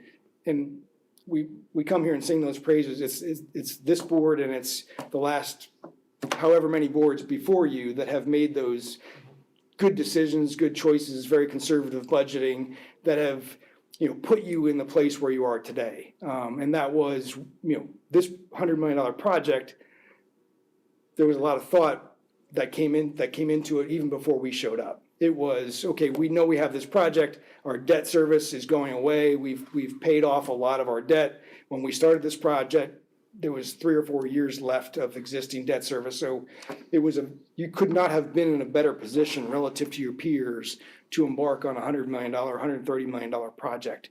And now here we are almost finished, and you've done a really good job of, there hasn't been a significant impact to the tax base, you haven't deteriorated your credit rating, and you are poised to really look back as we wanted you to and say, geez, we did a really good job.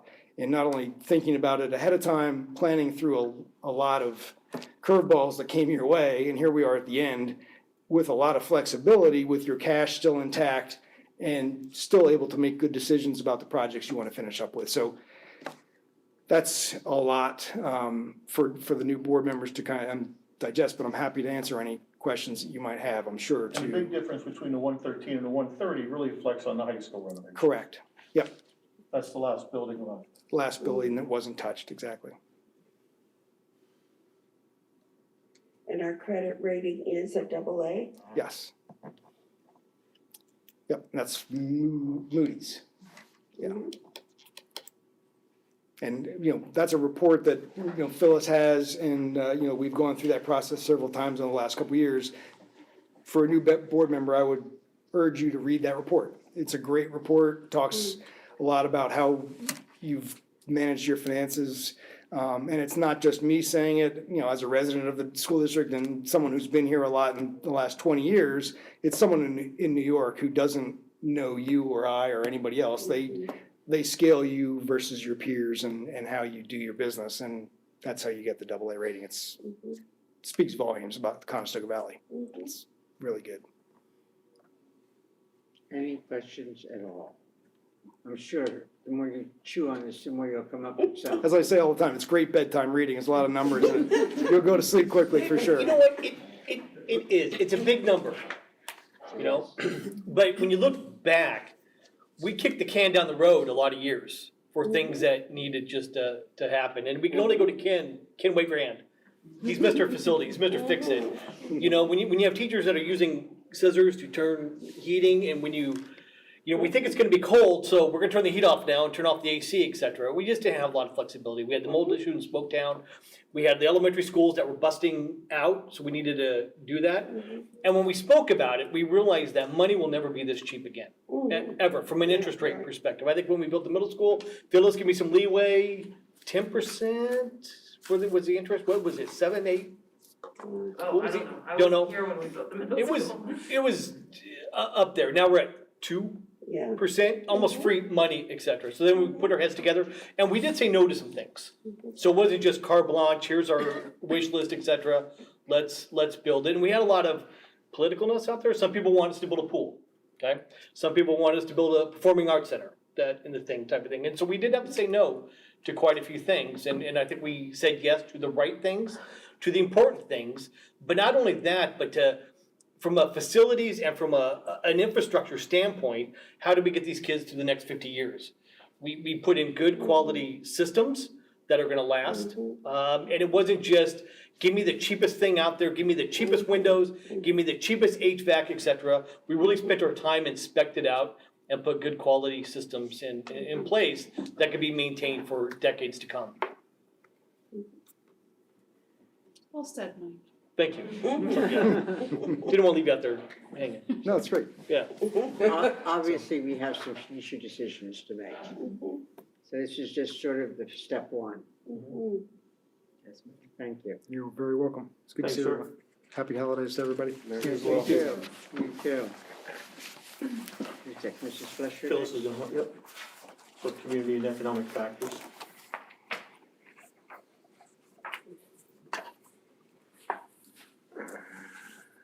So just to segue from where Scott started.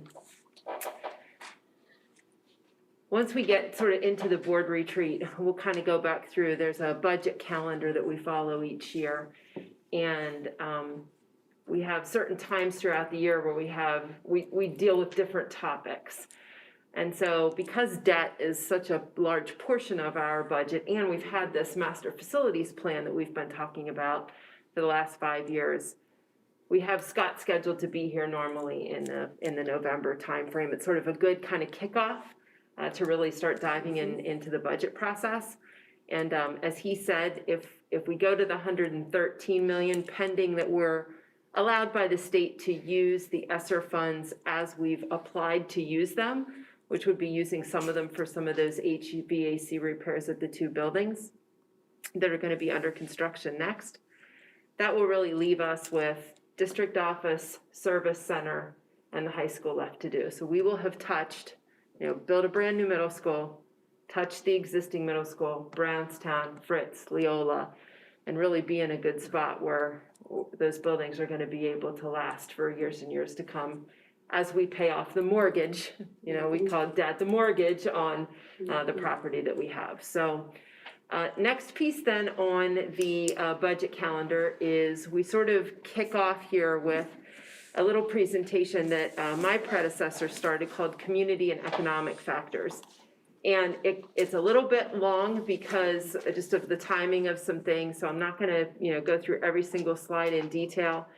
But again, to kind of kick off into that budget cycle, I think it's good to kind of hit 2 pieces of this. The first piece will be some information about Pennsylvania, and if you've looked at the slides, a lot of the slides come from the Independent Fiscal Office, which is kind of Pennsylvania's equivalent of the Congressional Budget Office.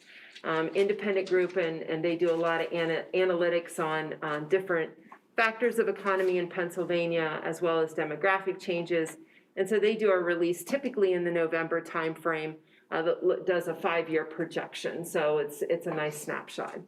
And then about halfway through, we're gonna flip gears and talk about Conestoga Valley, and we're gonna kind of set the stage for where we're going to go budget-wise. And there are some particular pieces of data that have come out since we kind of left off budget in the June timeframe that we can give you some updates on, and again, kind of that stage setting for the January budget discussions.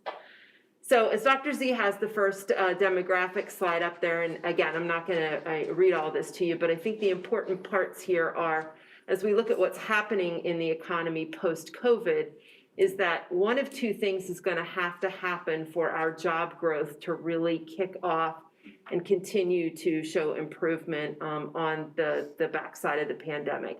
And that's either that the working age population needs to expand, or the population that we have needs to have a higher participation in the job market. It's gotta be one of those 2 things. We need people working, and the reason we need them working, I don't wanna go to the next slide yet, but you'll see on the next slide when you see the demographic changes that we've gotta have that working group to support the group on the other end. So the very last bullet item also on this slide is how can we possibly get there? Certainly we can have births within the community, and then the other is migration. There are 2 types, domestic migration and international. Domestic just means either people moving within the county or across the counties within the state, or even within the US, whereas obviously international is folks moving here globally. And we have had a history in this county of seeing that international migration help to shore up the job market here as well. So if we go to the next slide, then you'll see those demographic changes. And you're gonna see that, sort of the child population and then the working adult population are both going down, whereas the 65 and over and then the 80 plus are increasing. So there is, if you would take this chart and kind of go back and look at where we were projected to be in 2030, we were not projected to hit 13 billion. So that is an improvement. We are seeing some nominal growth in what the overall picture is going to look like in Pennsylvania. So, positive piece there. The next slide then, I thought this was interesting. And again, I'm not going to spend a lot of time on it, but it shows you in the blue what Q3 looked like in 2019 as far as who was working. So what percentage of that age group, and it could have been, a little part-time job to a full-time job. It doesn't differentiate that, but who was in the workforce versus who was in the workforce Q3 of 2020. And you can certainly see some larger gaps in some of the age groups, but certainly drives home the point that the decrease of folks in the workforce was across the board. Every sector was hit that way with the pandemic. The next slide then talks about what does the Pennsylvania economic forecast. And so they look at the state budget, and obviously that's important to us because we get money from the state. So if the state budget is healthy and is showing a surplus and there's money for schools, because you'll note the fourth star or bullet on this page talks about the biggest portions of the state budget are Department of Human Services and PDE, which is the Department of Education. So it definitely has a relationship to us. And so where the PA economy goes tends to be where the CV and the Lancaster County economy go as well. And so what you're going to see here is that while the whole projections that the IFO does really makes the assumption that we're going to kind of return to those pre-COVID scenarios, that they are seeing that there could be an overall net gain in the economy. And that, again, is positive news. The next slide, and I used this one in the past, shows real GDP. So GDP kind of being an indicator of the stableness of the health of a particular economy. And you can certainly see that COVID bubble and the dip going down in many of those numbers and then it kind of coming back up. Haven't seen, for example, in payroll job gains, a complete recovery at this point, but sort of trending in the right direction. And then the stimulus dollars is an important point that we'll see when we sort of look at the overall Pennsylvania forecast. One of the things that I talked about when we did this piece of the presentation last year was what sectors are being hit the hardest by the pandemic. And so it's no surprise to you when you look at this that you're going to see things like arts and entertainment and accommodations and food service be those ones that took the hardest hit. Those are pretty standard, or I shouldn't say standard, consistent from what we looked at last year when we talked about these numbers.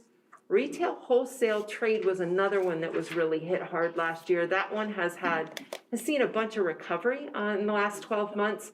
But the reason that it's important for us to watch which sectors are factors is because we can take those sectors and apply them to the CV economy. And when I get into the Conestoga Valley piece of this, you're going to kind of see what our tax base looks like. And it's going to become readily apparent that we here are very attuned to what happens in that commercial industrial side of the economy, and so it affects our bottom line quite significantly. And the last slide in this section just gives you, and this is a running tab of the Pennsylvania budget. So current year revenues, Pennsylvania budgets runs about $40 billion. And when I said to you a couple of slides ago, you can see the impact of the stimulus relief funds. You're seeing that blue number in 21-22, followed by a positive in 22-23. Certainly then the money goes away, right? So just like us, the state has to be careful not to use those federal dollars to shore up ongoing expenses, or they're going to run into a huge deficit in those out years. But if you look at those numbers, even though they're red on that page, and compare them to where we would have been pre-pandemic, those numbers were much worse. They were well over $2 billion to $2.5 billion deficit versus what you're seeing in front of you now. So that just gives you a little bit of snapshot of what is seen at the state level. Now kind of to drill down to the Conestoga Valley level. As I mentioned, budget timeline, and this is kind of what we're going to follow. We will start to talk to you about preliminary budget in January because there is an end of January deadline that we have to meet to show that to you and have you take action on that preliminary budget, whether you're going to do it or not do it. That then will move us into February. The one thing that maybe I should actually, as I'm thinking about it here, add to this slide is what happens the second Tuesday the first Tuesday of February is that the state releases their budget. So kind of right in the middle of us kind of getting started, when we start, we don't know what's happening at the state, and then they kind of come out with their budget, and then we don't have a lot of time to adjust before we have to start making decisions.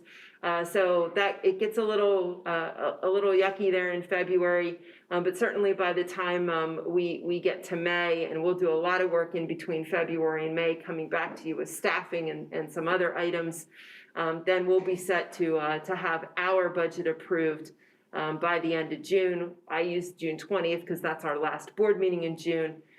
Theoretically, the state's also supposed to pass their budget by the end of June, but it frequently happens, as Mrs. Groff will tell you, that we do ours first, and then they figure theirs out after that. So the big place where we start with the CV budget is the Act 1 index. And again, we'll go over some of this stuff a little bit more detail when we do our board retreat. But I think most people know at this point that we can't just raise taxes to whatever degree we want. The index tells us how far we can go. So the upper limit for the 22-23 budget is 3.4%. It's a little higher. It was 3% last year. Certainly doesn't mean we need to go to that level. So last year, as an example, we came in around 2.25%. So under that, but I always calculate the total mills allowable, just so you get a picture of kind of what that's going to look like. And then outside of having a vote on the ballot, so a ballot question to raise taxes above that 3.4%, the only really way to do that is there are a couple of exceptions that if you fall into one of those where your costs are increasing at a substantial enough rate, the state will allow you to go a little extra, and there's a calculation. For us, the one that we have intended to meet that criteria on has been special education. And we'll run that calculation. We'll show it to you. It's like not magic. It's just numbers, and we can walk you through it and give you an idea of what it's going to look like. I think last year it was around $200,000. So in our $75 million budget, it wasn't huge numbers, but based upon our actual costs of what we're looking at. So the next slide then shows you kind of a history of that index. And to be true to form to our branding, the keystone shows you the Pennsylvania, the total number, which would be the 3.4% for next year. The star is the CV number, so you can see there are places where we were lower and places where we were higher and places where we were exactly the same. So just kind of some nice history there. And then the next slide gives you what's called equalized mill rate comparison. And the equalized mill rate is really just a fancy word to say it takes all the taxes collected and remitted, divides it by our market value assessment, and it gives us a number. And that number is intended to be, you can put out all 500 districts across the Commonwealth of Pennsylvania, and they're then equalized. So you can compare them apples to apples instead of apples to oranges. And so when I just did this is just the Lancaster County group, IU 13 group, so includes Lancaster and Lebanon counties. And one of the things that you may hear from your predecessors has been, CV has had some pride around the fact that we have been able to offer the programs and the education that you've heard from these students tonight at a mill rate that is lower than many of our cohorts. And been a higher mill rate certainly means a higher tax burden, lower mill rate means lower tax burden. So trying to really find that balance between having the tax base to sustain what we're doing, but not overly so. I had mentioned about those CV versus Lancaster County numbers and why knowing what industries were hit by the pandemic is important, and this is the two slides that are really gonna show you that.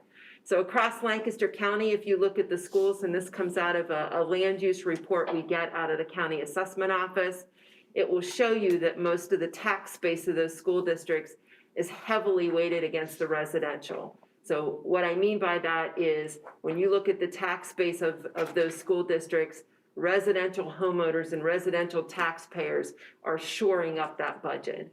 Whereas if you look at the next couple of categories, about 26% across those other ones, commercial, ag, industrial. If you flip to the next slide, you're gonna see what Conestoga Valley looks like. Very different picture. So we only rely on residential tax base for about 55% instead of the 70%. And then that 26% I mentioned in those next three categories for us grows to 42%. So that's why it's important for us to know what's going on in those sectors, is because it's gonna affect the taxes that those folks pay and whether or not they appeal them, which is something else that we'll talk about as we go through the budget process. So we talked about the revenue side, and now I kind of want to drill it to what does that mean for our students? How much are we spending on each student? And I tried on these slides, and these slides actually come out of, so there's a report that we do that's due to the state by the end of October called the Annual Financial Report. Every district does it. If you're really a numbers geek, you can get onto the state website and pull down, 500 different sets of this data and line it up and kind of see where we are. We also have access, and we pay for this, access to a package called Forecast 5 that many of the districts in the IU, and actually a lot of districts across the state use. And the software takes all that data and puts it into some charts and graphs that we can use. So I use that software for this. I did try to highlight it in yellow because sometimes I think it's a little hard to see where we are. And so you can see what our numbers look like. And then if you look to the far right, you're going to see a line going north and south down that chart, and that's the average line. So you can see both kind of our placement within those bars and then how close we are to that line, that the revenue we get is pretty on average with our colleagues here in IU 13. The next slide then also comes out of Forecast 5, and what this one shows you is the buckets of revenue. So not just the total picture, but what comes from local sources versus state versus federal. And the reason I highlighted the state one is because you can see how different we are, not only in how our local tax base is derived, but Dr. Z's probably going to drop his computer because this one just goads him, is that most districts are getting about a third of their revenue from the state. We only get about 20% of our revenue from the state. So that money has to be made up somewhere, and you can see that what it does is it pushes more to the local sources. So whereas another district, could be between 55 and 60% focused on that local sources, we're 75% focused on those local sources. So that's the revenue side. Then the same two charts on the expense side. So to my point about really those programs and making sure, back in 08, 09, when the housing crisis happened, and a lot of districts were cutting all kinds of things, and we managed to hold on to a lot of those things. We are able to do that, and the expense shows it that we're really in that sort of, again, middle of the road category. So we weren't doing low taxes and then getting rid of stuff and not doing things, which would have driven that number down and put us more to the bottom. We still maintained our place of being able to, and again, you can see close to that average line of making sure that we're spending on the students and trying to push as much into the classroom as possible. And then the second one just shows you that same chart. And this one, we're not as different, obviously, and that's a good thing. We don't want to be different. We don't want to be cheaper than everybody else with the revenue situation we have. We're able to do all the things that we need to do. And then the last two in this grouping show, and this is just state money. So when I say state revenue rank, I don't mean across the state. I mean, where is our place in the money we get from the state? And it is not a mistake that it looks like our line is the whole way out there on the right-hand side of the column. It is.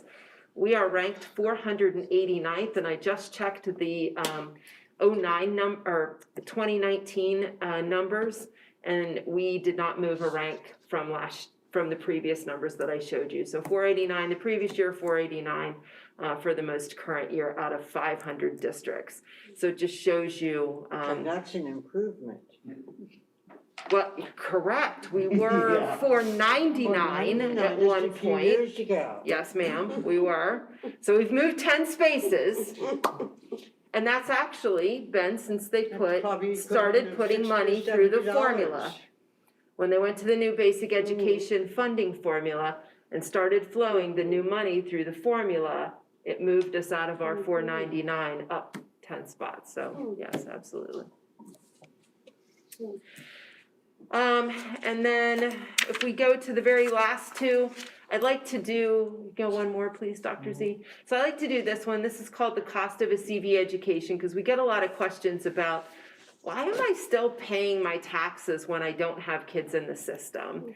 And so we get, again, reports out of the county. And so sort of the average single-family residence off of that report, I mean, there are lots of different kinds of residences listed. I just grabbed the single-family one and, use our millage rate to kind of calculate what a quote-unquote average tax bill would be. So yours may be less or more than that, but it's just given us a number to go with. And then the next slide shows the tuition to that number and how much we would actually have to generate to pay for each child's tuition. So in May of each year, the Department of Education releases tuition numbers. Our numbers are a little over $11,000 per year. So if you multiply the 11,400 by 13 years, K through 12, you get $146,000. And so all you have to do is take that and divide it by the $3,000 tax to figure out that it's going to cost you 46 years. Again, to kind of circle back to Scott's, pay off that mortgage of that child's education. So it just, because we're taking that piece each year, it just takes longer for it, it to all be accumulated, would be a good way to say it. So again, that was just a snapshot of some data to get us started. We do have budget numbers in from the buildings and departments, and we'll be back to you in January to start through looking at those. Any questions for me before we go to our other topics? Okay. You're speechless. Either that or I've bored everybody, which is probably the case, but Dr. Z, if you want to do the next one. Yeah, I'm briefly, before you come up, Ken, mine's actually short because the staffing proposals, you'll see they're in the executive content. You won't see any more because there's a nice sunset going on. Sunrise.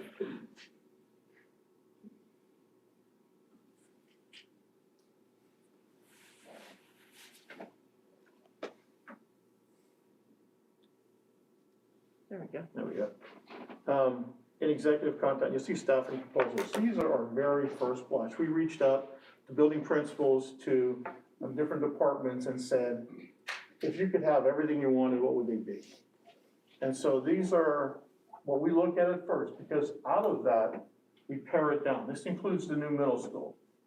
Do we need an extra counselor? Do we need another assistant principal? Do we need another tech ed? Do we need special ed? Those are all in there, and it's our first look. Now, you have to take it in consideration, when we move there, we move sixth grade out of middle schools, we also have to take a look at what's left. Are we gonna have to redistrict it, better distribute our students? Because right now, Fritz has 5 sections and they're only built for 4. So you have to take a look at the populations, where they are and where they can be. Again, that's just something that we take a look at as we move forward. We also look at staffing through attrition. So if you have someone who retires, do you need to replace that person? Or can you shift teachers around? Sometimes it happens a little bit easier at the secondary level, especially the high school. That's also built on student requests for courses. If you don't have the students requesting the course, there's no course to teach. So again, we take a look at all of these things. This is a very first preliminary blush. So when you read it, don't fall over. It's okay. That number is gonna come way down over the next few months. The reason we don't show it here is because everything's on the table, and we don't want someone saying, well, that's my job. So again, we want to keep everybody calm because this is just our first glance at what we have. So that's it for the personnel side. There's not a lot to show you. I just wanted to give you an explanation when you open it, what you're looking at. All right, Ken Johnson, our Director of Operations, coming up. So one of the other things that we do as part of the budget process is we talk about capital items, and it may seem a little odd to be about halfway through the year and be talking about capital items, but we're talking about capital items for the next year's budget. And so we pull this out specifically and highlight it. And one of the reasons we do that is because if there are items that we want to be able to bid, so let's say there's a roof project. If we waited until June, when you all pass the final budget, we'd have a really hard time getting a roof project done over the summer before the kids come back in school. So what we'll go over it tonight. We will not ask for your approval tonight. We will come back and ask for your approval in January. And what you are approving is giving us the authority to go ahead and bid any of the items that are at a dollar amount that they need to be bid. And what that will enable us to do is to be able to get the bids out on the street, get them back, analyze them, see who the successful bidder is going to be so that we can get that project work started. And in some cases, it'll actually start, if not before school's out, literally as soon as school's out, which again will be before the budget's passed. So Ken has a methodology to kind of how he does this in the color coding, so I'll let him explain that in his items, and then we'll see what questions you have. That's quite all right. Thank you. Good evening, everyone. With the color coding, I categorize it into, call them priorities, if you will. Anything that's in blue is items that would alleviate a safety issue or preventative maintenance to avoid equipment failure down the road. So for example, you'll see all the elementaries are listed in here. So at all the swing areas with the kids swinging, they create a large gully there. So what this would be doing is purchasing a rubber mat. And these are, I spoke with a representative from a safety company that deals with these kind of things. So this would be placed at each of the swings. So it keeps that mulch from being pushed out, and then we end up with almost no mulch at those swings. So this gives us still that cushion in case a child would fall. Then to the green, where that's more of a cosmetic issue, still maintenance. You know, we want to pressure wash the buildings, we want the buildings to look decent, but you know, it's not necessarily related to any, you know, safety or maintenance of an issue where we need to correct something. It's just cosmetic in nature. And then anything that's in the gray is just looking to replace outdated items. You'll find gray items on the last page of the floor. Where is it? Keep going on gray. Yeah. Haven't hit gray. Haven't hit gray yet. So yellow are items that we possibly could postpone to another year or include them in a construction project at a future date as well, so. I might add, we usually take into account, if putting it off would make it much more expensive. There is that as well, correct. And another thing we often use is return on investment, especially in energy items. How long is it going to take to recoup in savings what that costs? And at one time, we had that down to 3 years. I don't know if that's still applicable anymore. With the changes in technology that way, I think that return on investment has definitely increased in some cases, especially when we look at like LED lighting and those changes we've been making. That energy savings is sometimes a drastic change, especially if we replace like a parking lot light compared to what is with an LED. I mean, that's a huge change in energy savings right there. So a light bulb in a classroom isn't as much, but when you do it building wide, then that is a big change across the building as well. I've been monitoring and looking at where like at Brownstown, since we've gone through that renovation, where our monthly costs were before and seeing where they are now that we're getting the building dialed in and some things like that. just to see, there's a definite cost savings. And I will put together a report for you at some point with those kind of evaluations. So with like the gray areas, I have some equipment that, like a dump truck and another pickup that, are not passing inspection currently. They're also dated from 1995, so, you know, I don't think they owe us too much at this point in time. So instead of buying a new dump truck, because it's not something we use every day, we're looking at purchasing a dump trailer.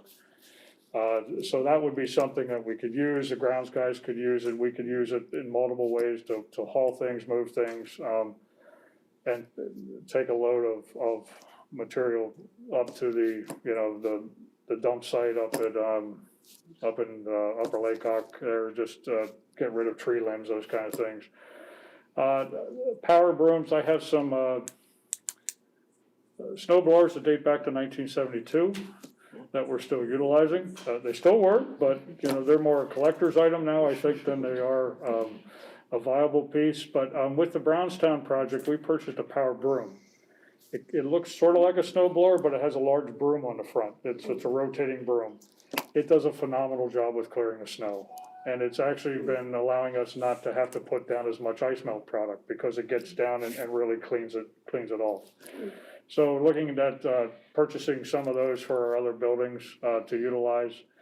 Here at the high school, we have a few pieces of equipment that we can use that help with the whole campus with clearing of snow off of the sidewalks, but, you know, there's still those nooks and crannies you have to get into everywhere. And then we have a van number 2, which is a CV van, one of the 3 we have.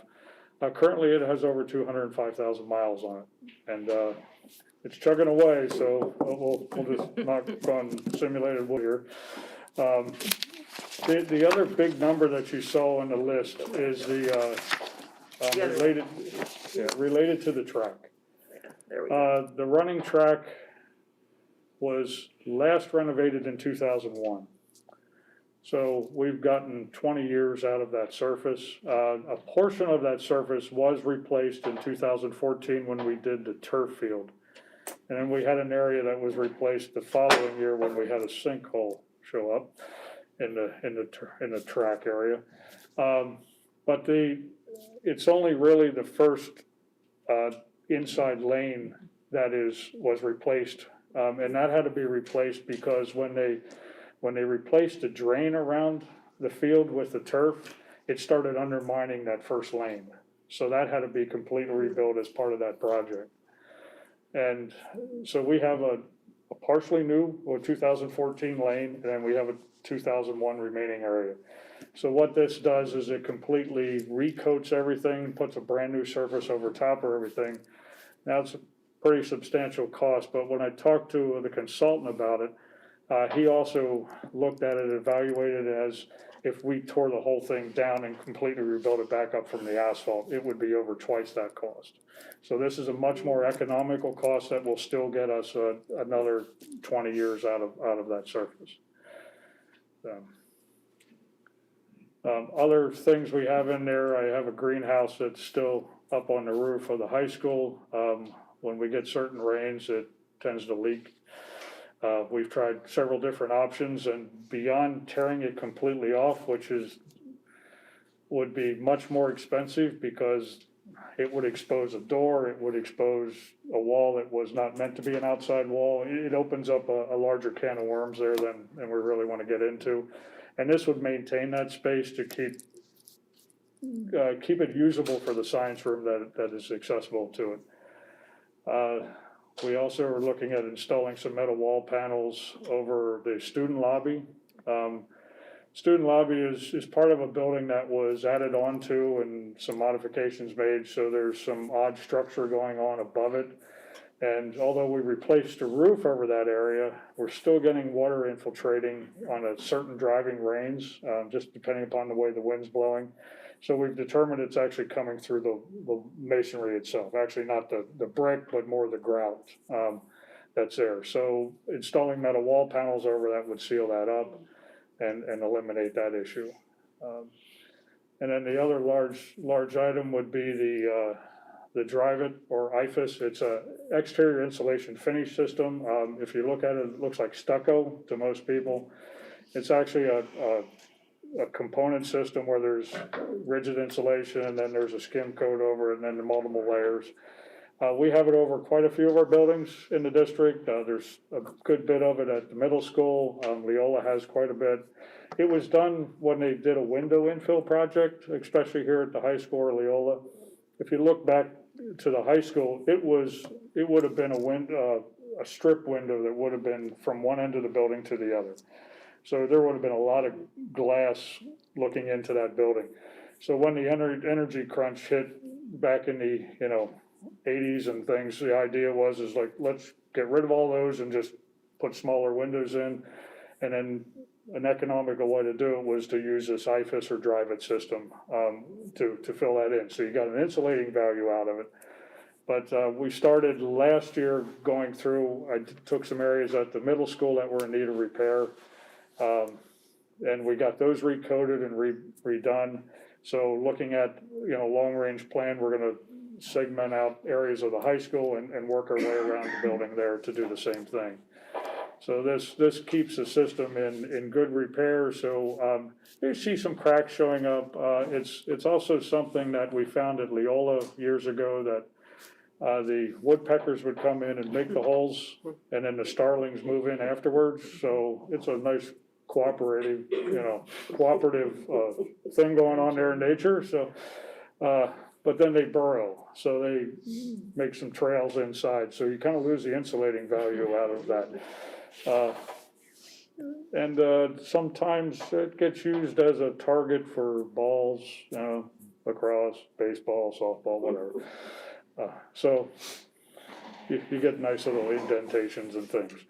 So with the high school, this would look at the area across the entire front of the building, from like the student lobby down to the real gym, across the main entrance there.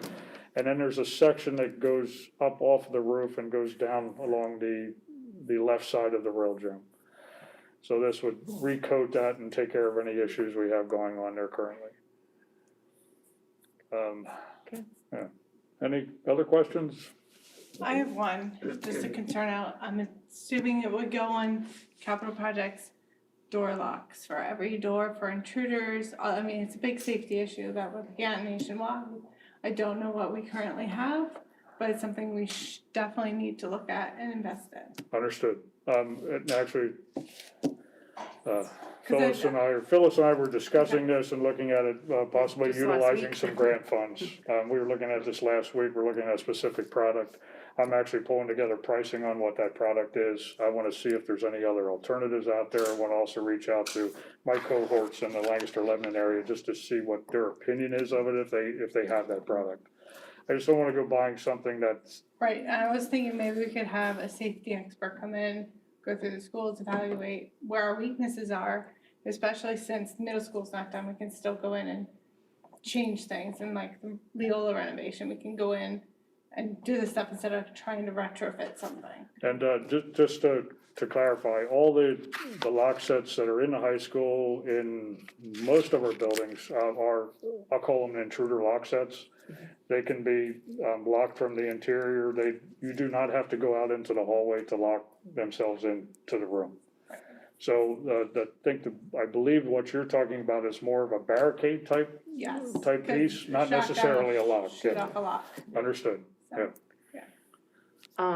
And to that point, actually, so there was a piece of legislation that was put in place, it's called Act 44, that actually recommends that we have assessments done. And we don't have to have somebody come in and do them, so you can do a self-assessment, you can have somebody come in and do the assessment, or you can maybe do one yourself and then a couple years later have somebody. So you can kind of, it's like a cafeteria plan, you can kind of slice and dice it however you want. So we have had a safety expert come in and do those assessments for us. And then we didn't do everything overnight, but we've sort of had them prioritize what was a high priority, a medium priority, and a low priority. And so we have a district-wide safety task force, and we go back and look at that document and say, okay, here are the high priority items. Actually, Mr. Talley sits on that task force. Look at the high priority items, try to implement as many of those as we can, and then before moving to the medium and then moving to the low. And then usually by the time we get halfway down the list, it's time to do the assessment over again. So that's sort of an ongoing cyclical thing that we do. So good point, and we've done some things like that already, so. We can share that stuff with you, so Yeah, you can because see what we've done. hindsight's 20/20, we're Yep. gonna kick ourselves, so. Yep. It needs to be a priority. Last year, I remember speaking with you about, what was it, the science band or music and libraries had problems with the leaking roof. I heard that at the beginning of this year, we still had buckets sitting around some places. We did, we've been chasing most of those down, and I believe we have all but like that library with the well, the two that are listed in here, the one in the student lobby and then the library area, that's really what we're down to right now. I mean, because, you know, after a couple of years of having water leaking in. it's- Understood, yeah, it's a concern of mine, and we work hard to track them down. Unfortunately, leaks are never usually where it's coming in. Due to the metal deck or the steel or whatever it gets on, when it comes in over here and it likes to run and it finds the low point and then it finally surfaces, so. Okay. And then one more item, Dr. Z, if you could click on the unfunded item. So, you know, we've had some issues trying to make sure we have enough staff to do all the work as well. And we can't manufacture more people necessarily, so this is an item that we will be bringing back to you for approval for this current year. We believe that we can find money in the general fund budget from, you know, positions that haven't been filled on the staffing side to cover this. If not, when you saw the treasurer's report, we've got 3.8 million in our capital account as well. So certainly if that is not the case, we can pull $60,000 out of capital and barely make a dent in that 3.8 million. But we would like to buy one of these floor scrubbers. Ken has seen a demo on it, so I'll let him speak to the details, but we believe that what it will enable us to do is put ourselves in a position where maybe the staffing work can be done by less people because we've got some automation in the system. So I don't know if anything you want to add to that. No, that's great description.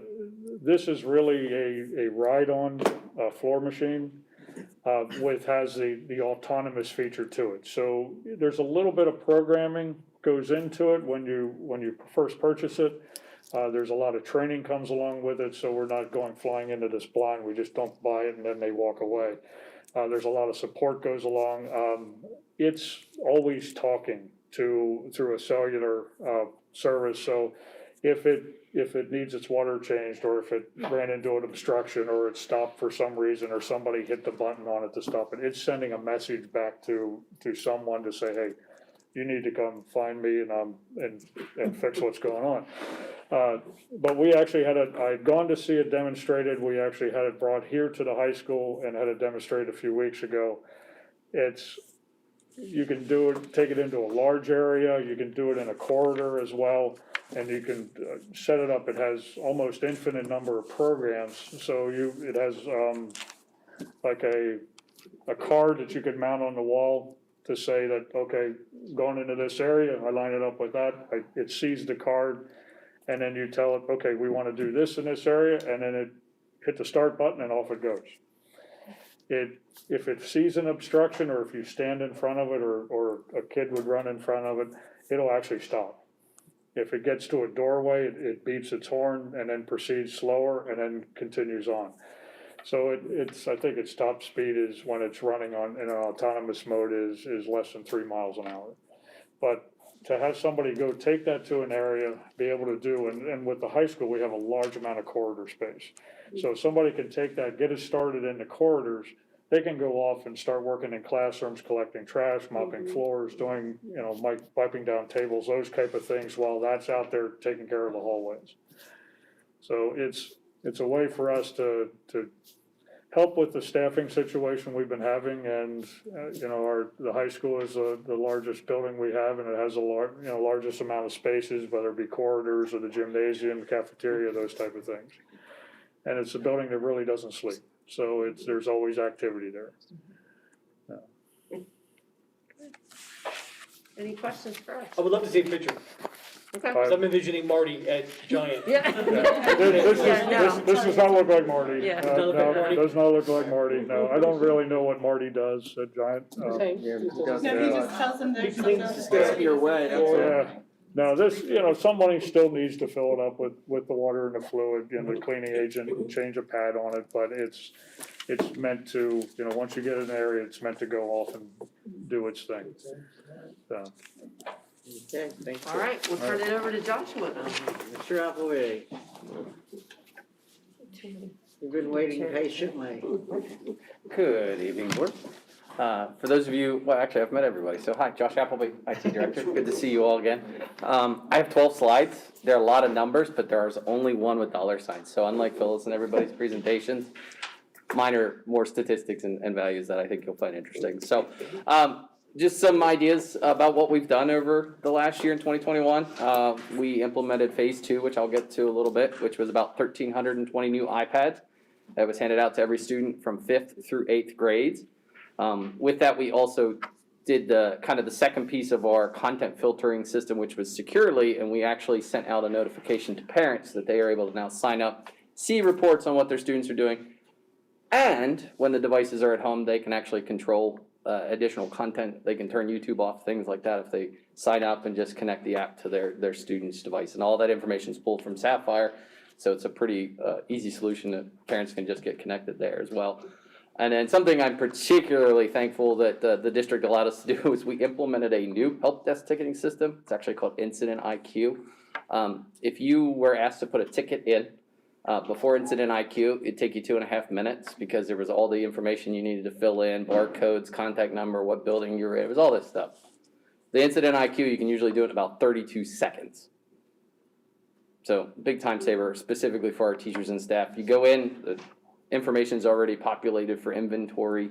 That's the technology that the teachers would have in their classroom. They pick a device, they pick an issue, type in something, off goes the ticket. Streamlines the process and makes it really efficient for that. So we're really proud of that in the tech department. So next slide, Dr. Z.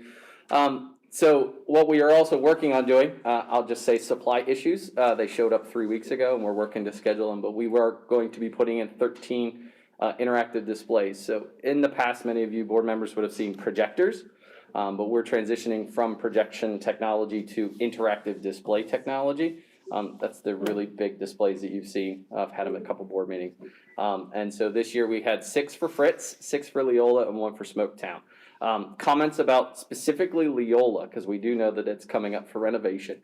One of the things we did there was we made sure they were going to be on carts. So as they're working through the different phases of the renovation, the teachers that have those can just wheel them to whatever new location they have, and we can be flexible in how that's actually going to serve while the building's under renovation. So that's why I talk about the 2 options that are wall mounted as well as the mobile carts. Okay. So just some general information for the new board members to give you some details about what we kind of run on here at the district with networking. Lots of, I even think it's boring and I'm a technology person, but we have a really good infrastructure here and working to improve that as well. One of the things we did this past spring was we updated the core network switches. They were so old, I think the dust was prehistoric, but now that has increased the speed and stability, and those are basically the 2 units that if you unplug them, the entire network goes down. So those are one of the major things we replaced as well as setting up local iCloud and app distribution for all the new iPads at a lot of the locations to speed all of that up as well. So I presented this last year and I wanted to kind of put the whole completed because I love to show that we are meeting our measurable goals and things when we're talking about reviews. So this was based on doing a survey about the one-to-one and the teaching technology, evaluate current technologies, meet with other districts, and then establish, one-to-one based on all that information. So we've done that. As you're aware, we're moving forward with iPads from kindergarten through 8th grade now, and we'll be working on implementing that at the high school as well. Excuse me, that would be my other superintendent, so I apologize. So just a recap, the one-to-one previously was only fifth and ninth grade replacement annually. It went from fifth to 12th grades. The device models changed as a result of every year buying the new technology. That particularly excluded the first through fourth grades. That was our original one-to-one. So as part of our evaluation, we were looking at changing it to a 3-year. We expanded it all the way down from first grade all the way up to 12th grade. Helps us to keep a lot of the identical models and devices in the buildings, except for fifth grade. There'll always be the 1 year special. And then, of course, that allows us to repurpose and cover kindergarten as well. So just kind of a reiteration of that as well. Next slide. A lot of this information and the decisions that were made regarding that came from a survey. Just to talk about the highlights of that, was over 1,000 responses from the 5th through 12th grade students. What we were looking for was what they were struggling with and what they really wanted to see. What they were struggling with was, as you can see, a lot of the speed, battery life, and lack of the touchscreen capabilities. And out of that, their top requested features were touchscreen, faster processor, and longer battery life. So it's important to know that those match up and coincide with that. So we did a comparison with the current technology, looking at it, as well as Apple iPads, looking all around. And basically, not to bore you, everything that the students were looking for and then some was when we found in the iPad. The flexibility with the touch interaction, additional cameras, 10+ battery life, the durability. I've presented to the board in the past that the iPads, Apple's got a current Apple Care Plus program for education, which is fantastic. The iPads are covered for 2 accidental replacements per year at no cost to the district. So if a student was to literally throw their iPad down the street, car runs over it, trash collector picks it up, crunches it up, spits it out, they pick it up, bring it to school and say, something happened. Apple's gonna say, all right, 2 times a year, no cost. So it's a definite financial benefit there as well. And then, so we've implemented iPads. We did a first phase, which was first grade through 4th grade with new, and kindergarten was in that with reiteration out. So we sent out a survey this past spring. That went out to about 80 teachers. That would just be your kindergarten through 4th grade teacher set. And we got 52 responses, largely overwhelmingly positive. Just really excited about the opportunities for the technology. Every student having technology, not having to borrow carts and things are charged. And I could go on and on. So I do have a few comments that I thought were really neat. So Dr. Z, the next slide. So we asked in the survey, the teachers gave us kind of an idea of things that they did that the technology allowed them to do that they may not have done before, or new, lesson planner activities. So a lot of them gives a really good feedback. So I just picked a couple of the 4 that I liked and threw them up there. So just to really show you that the teachers are excited about the opportunity, that the technology and the change that we're doing is actually positive. That's a net positive. So next slide, Dr. Z. So this past year, again, about 1,320 iPads. We did that through 5th through 8th grade. Not only are we giving out iPads to students, but we're teaching teachers how to use them in the classroom. So we do that based on kind of a tiered system. We do an initial classroom iPad in the classroom, which we did to the 5th, 6th, 7th, and 8th grade teachers. We also went back and we kind of offered them during the summer an advanced element of, all right, we already gave you that classroom iPad one. Here's a more concentrated, take it to the next step. All while promoting that we have a lot of those teachers also go for the Apple certification, which we had a large number of teachers and continue to grow that they take Apple specific app courses that allow them to get an Apple teacher certification, which really shows that they're investing the time to utilize the iPads in the classroom as well. So, of course, it is a budget discussion. So last but not least, my numbers that are actually the numbers for the budget discussion. I detail where we are with the current leases. So year 4 of 4, which is the lease that's began for the 1920 school year, it's $128 a year. Year 3 of 4 for the 2021 and $74. I explained that that was right at the onset of COVID, and so what we decided to do was extend replacing the one-to-one devices, the laptops at the time. So that was about a net saving of $94,000. So that kind of has pushed the numbers out. So now we're at last year, the lease was $199, which we're utilizing ESSER funding for that for the life of this lease. Estimated. It's the big number, but I'll point out that we're going to be doing the full 9th through 12th grade one-to-one replacement, the high school faculty and staff device, which is our single lot of staff devices next year, And there are projected 3 of the tech ed labs on top of this replacement. So we do have some flexibility in that last bulleted item, depending on where the numbers fall for the budget. We could definitely try pushing that to next year. It's important to remind the members of the board who have been here and let the new board members know, we are taking what was a 4-year lease cycle for devices from 5th through 12th grade. We're expanding it to 1st grade, but we're consolidating it down to a 3-year cycle. The net is 0, the waste is 0, because it's ultimately staying within the same amount of budget each year. It's just you're gonna see the numbers kind of do this up and then 1 year, and then up and then 1 year.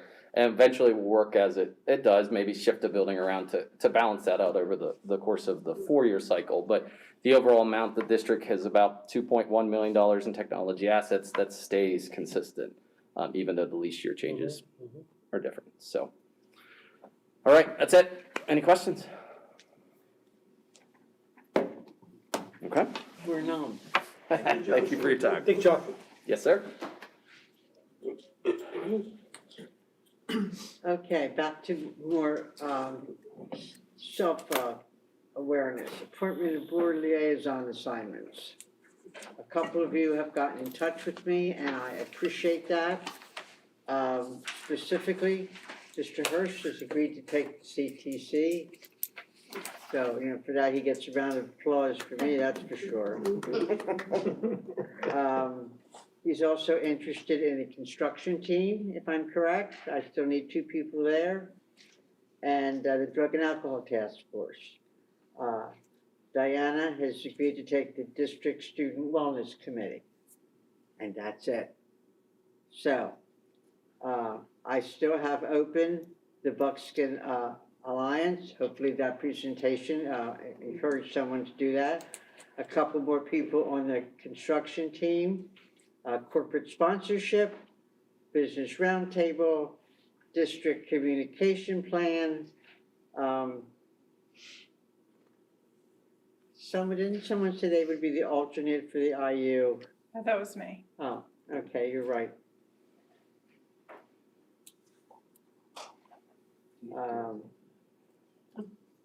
And the Lancaster County Academy, you had said both of them, right? That isn't as big a problem as you might think, because basically alternates rarely even have to do anything, but I appreciate having someone there for it. And CV rec plan, are we still running with that one? Yes. We do, yes. Okay. So. Those of you, You wanna fill in spots, correct? excuse me? So you wanna fill in spots, correct? You bet. Okay, so Phil and I, we'll tag team the Buckskin Alliance. There's Phil in an open spot, Yeah, we're. up at the top, second down, number 2. Yes. You can put both of our names in there. Okay. And if either one of you attends that. Yeah, that's fine. Yeah, We both don't have to we'll attend. tag it, so. Oh, Yeah, that's fine. okay. I've never heard anything from since I've been on it, It's so okay, that's I'll give why. you this. And I know Connie, so it's, it'll be You good. perhaps should need to get the meeting Yes. schedule Yeah, to try to get into I'll that. make sure she has your emails. Yeah, thank you. I think I mentioned it before, but I was on the equity task force and I'll continue with that. Is that still there? It will come about with the comprehensive plan, and that's one thing we need to mention, is that with the comprehensive plan for over the 3 years, there's gonna be various committees coming up, and we'll approach the board for representation on those. It's just listed on there, so Is it you can listed? sign me up for number 20. At the bottom. Oh, Oh, there it is, sure enough. Thank you.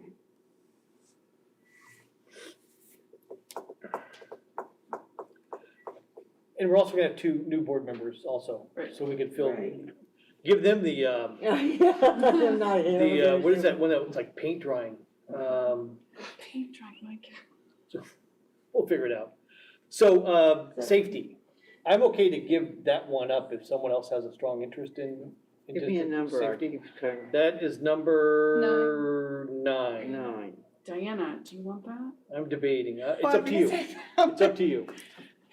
Sure. You seem like you have a probably passion, and I do too, don't get me wrong. not. I know. But I've been on it for, Phil, help me out, 3 years? I don't know, a while. And it's always getting new blood, new turnover is always a good thing from a different perspective, so up to you. I'll keep it, I'm gonna if you take want that. it, you Okay. can have it. Okay. I'm willing to do something, but tell me again, what is open? Okay. Because, Okay, I'll start at the top oh, again. okay. The ones that you Number, say open. number 5. Okay. Number 5, we have 2 openings there in the construction team. Corporate, number 6, corporate sponsorship is open. The business roundtable needs 2. Okay, you can put me on. And that's number 7. Oh, that's number 7, yes. Number 8, the communication plan is open. And what is that? We developed, Katie, who's our PR director, and her predecessor developed a communication plan, and we had board input, so as we're rolling it out, it's more now the maintenance of that plan. So it affects anything from how, when, and to whom we communicate, both internally and externally Okay. with the district. I'll go with that. Okay. That's all over time. Yeah. All right.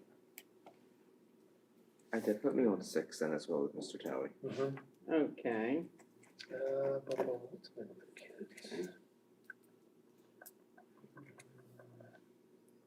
That takes me down to, What is the business roundtable?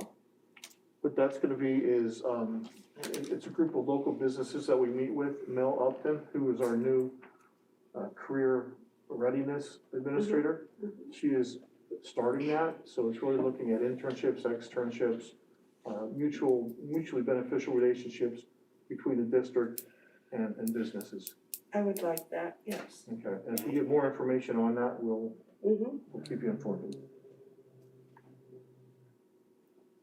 nobody's rushing to the Lancaster County Tax Collection Bureau. Well, those are gonna be the new people. You know, for that one, we may Yeah. actually recommend that Adele goes on that one. Oh, okay, so we have Just be- Phyllis there, We have Phyllis and then Adele as the backup because it is truly administrator It is- position. it is, Yeah, yeah. I tend to agree with that. it's taxes. Yeah. Have fun, Adele. You enjoy that, okay? No I problem. was looking for something. Congratulations, you've been nominated. Well, we will reprint this with all the new, That's fine. you can see what's left. And Right. we Fill have the to gap. leave some Helpful. opportunities for the new Sure. We people, do. absolutely. Okay. We'll have that ready for you the next time, so you can see where we stand with that. Okay, information agenda, health and safety plan information. If you remember at our last meeting, we gave the superintendent a directive to get back to us so that we can all address this particular document with the same background and the same information.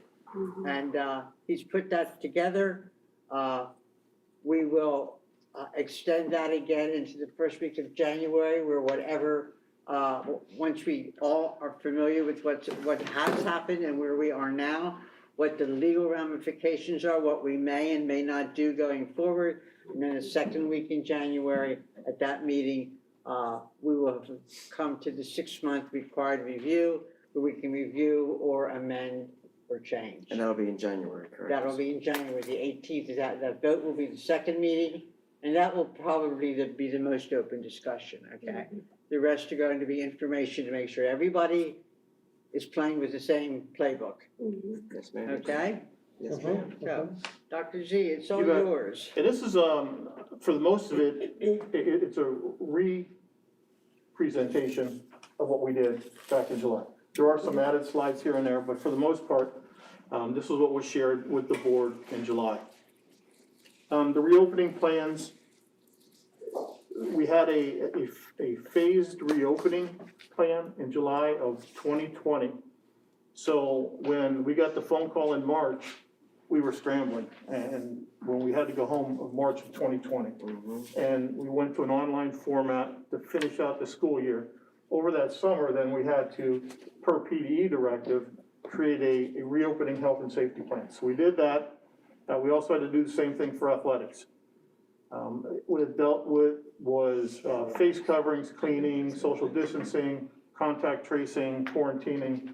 That was all covered in that plan, and that plan is available on the website. Then we updated the reopening plan, and a letter of attestation was approved and signed by the board president and myself in November of that year. And so basically what we did for last year is we kept the schools open 5 days a week for those people who wanted to come in, and it was 80% attendance and 20% went virtual. And it was their choice. So, and then there was a mix too. We had a thing called real-time virtual where if students were out being quarantined, the teachers were given a Herculean task of teaching the kids in the classroom and then online. We do not offer that right now this year. I'm gonna jump a little bit ahead. We are not quarantining this year. Last year, we worked with the Department of Health to do so. This year, it's now a recommendation. If the Department of Health recommends that, for example, Phil, if your child is a close contact, they recommended you can keep them home for 10 days. If they're asymptomatic, we are allowing kids to come back. If they are symptomatic, then we ask our parents to please keep your kids home. So that is a difference from last year. And you'll see where that comes into play a little bit later. The reason for the current health and safety plan, it's really tied into the American Rescue Plan, the ARP, which is tied into ESSER. So it's a requirement that each LEA, that's each school district that receives funding under the ESSER, fills out this plan. And there is a template, so when you click on that health and safety plan in the attachment, it'll take you to our actual plan. That plan, template-wise, looks like every other plan in the state for every district. It's just what's put in the plan. And you'll see if you start comparing plans from district to district, they're pretty close, especially the local ones. So when we talk about the ESSER's funding that is tied to the plan, we're looking at about $13 million that's tied to that plan. So remember, if we wouldn't have put in a health and safety plan, which was required, it could put this 13 million at risk. What we wanted to do when we created the plan was keep in mind the current situation of where we wanted to go as a board, knowing what we had to do and what we could do.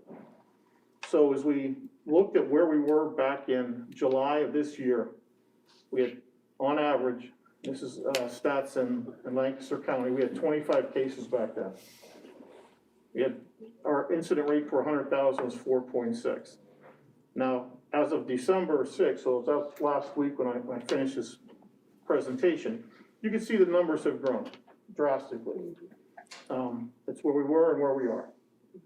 Nothing more, I'm just putting the stats out there for everybody to see. And then what we looked at, when we made our plan, was we want the flexibility and the local control, but then the board realized that if numbers started going up, we needed to have the ability to go masking for 2 weeks. Because what we didn't want to have happen is where we had to close the buildings. Because when you close the buildings for extended period of time, now you're putting a burden on the families, because who's watching the kids if you have 2 working families or somebody that can't watch their child, especially at the elementary level. So we looked at this as a stopgap before we had to go to building closure. And what we did is we set numbers for Brownstown's, Fritz, Leola, and Smoketown based on the numbers from the previous year. If you had a smaller building, it was between 1 and 3 cases, you would have to shift to virtual. So we thought the 1 to 3 was too small, since we're just going to masking. So what we did is we basically doubled that. So Brownstown, where it would have been 3, is now 6. We know that Leola is just a little bit smaller than Brownstown. You can't have a half kid, you can't go 5.5, so we went 5. And then as the size went up, we have 7 for Smoketown and 8 for Fritz. It's held steady for the most part, except for Brownstown. Brownstown has as many cases as Fritz and Smoketown combined. I don't know why. It is what it is. Last year at this time, they had 6. Maybe it was our turn. Again, I don't know. I don't know the contagiousness, that's a word, of the Delta variant. But you also have to keep in mind that not all the mitigation strategies were in place. These are focused on the school only, where last year it was and the community as well. We are not seeing the spread in the schools. We're getting cases from family members that's where it's coming in from a great majority. Some we don't know, because you never really know exactly where it's coming from. But in general, where people are saying, this is my father had it, or my cousin had it, and we were at a party, or things like that. So again, I just wanted to give you the numbers from this year and from the exact same time last year. So again, everybody's pretty steady except for Fritz and Brownstown are kind of the anomalies right now. Okay, this is part of the first plan, or the first presentation, where it says that we will adhere to any existing valid and binding orders from the Department of Health, PDE, and CDC. And here's where the board gave itself the leeway to say they will review any recommendations. So last year there were recommendations. We followed the recommendations. We had the quarantining, we had the things that were going on. But this year the board says, we're gonna take a look at them, and if they apply, we'll go ahead and follow them. So we don't have social distancing this year. It's a recommendation, but we are watching our large groups. We wanna make sure that kids are spread out. We didn't have mandated face coverings at first, but if students wanted to wear the face coverings, they could. So that second bullet is what gave us the ability to have a little bit more local control. There was a federal mandate, masks must be worn on buses, that is still in effect. So it is a mandate, we follow the mandates. So buses, public transportation, if you guys have flown on an airplane, you know you're wearing a mask. The recommendations to consider, this is where the face coverings were a choice, again, physical distancing, soap and hand sanitizers, that doesn't mean we're getting rid of those, we still have those. We still clean, if students or staff are sick, we tell them to stay home. Local and regional opportunities for vaccinations, when the IU sets up a clinic, we put the information out. It's voluntary if somebody wants to go ahead and get the vaccination. And then we do coordinate with state and local health officials on an as-needed basis. I can tell you I was in almost constant communication with Dr. Moreno from LGH, he's our school physician, last year. Pat and I haven't spoken as much this year. It just is what it is. The sustainable built-in flexibility of the plan. And this is where I think, I want to pat all of us on the back, but this plan is genius in its design. In that when you talk about volatility around us or things like that, the plan is built to absorb the volatility. So on August, we began, as previously noted, we had masks optional and everything else. Then the acting Secretary of Health issued a mask mandate, then face coverings became mandatory with the approved exceptions. We've been working the approved exceptions up until I get down there to Supreme Court. But those people that were going through the process didn't have to wear a mask while they were going through the process. The Commonwealth Court overturned the mask mandate, and then the state filed an appeal. Commonwealth Court says, yep, we're gonna keep the stay until December 4th. On the 30th, the Supreme Court jumps in and says, we're gonna keep it until we hear the case. So we kept following it. We didn't have to go in and change the plan, because the plan said, follow the mandate, or if there's no mandate, goes back to local control. So Supreme Court, it says, we'll issue a decision. Again, I made this last Thursday. Friday at 4, Supreme Court came down and affirmed the lower court's decision, which says that the mask mandate is no longer in effect. So that bottom bullet about it going away on January 17th is not valid either. So that's the history of the plan. We did receive legal advice early on in the process that what our liability was, our legal liability. the board listened to the pros and the cons and made the decision to support the Plan 9.0 at the time in July.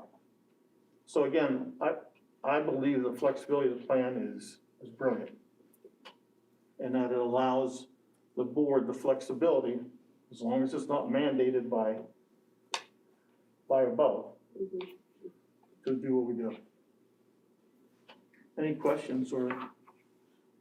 No, I do think it was, yeah, a brilliantly designed plan and stuff. My question is, as far as for reinstituting the mask in the elementary schools when you get to a certain case number and stuff like that, I'm assuming that was not done at the middle school and high school because of the available vaccine? Correct. At the time, okay. So now with stuff changing and that available at the elementary age also, is that, And that's something, can that be that's something that we can put on the board? That's something we discussed. To be, yeah, taken away then, or done away with, or at least greatly increasing those numbers, or whatever as. We're adding middle, high, whatever you decide. Right, okay.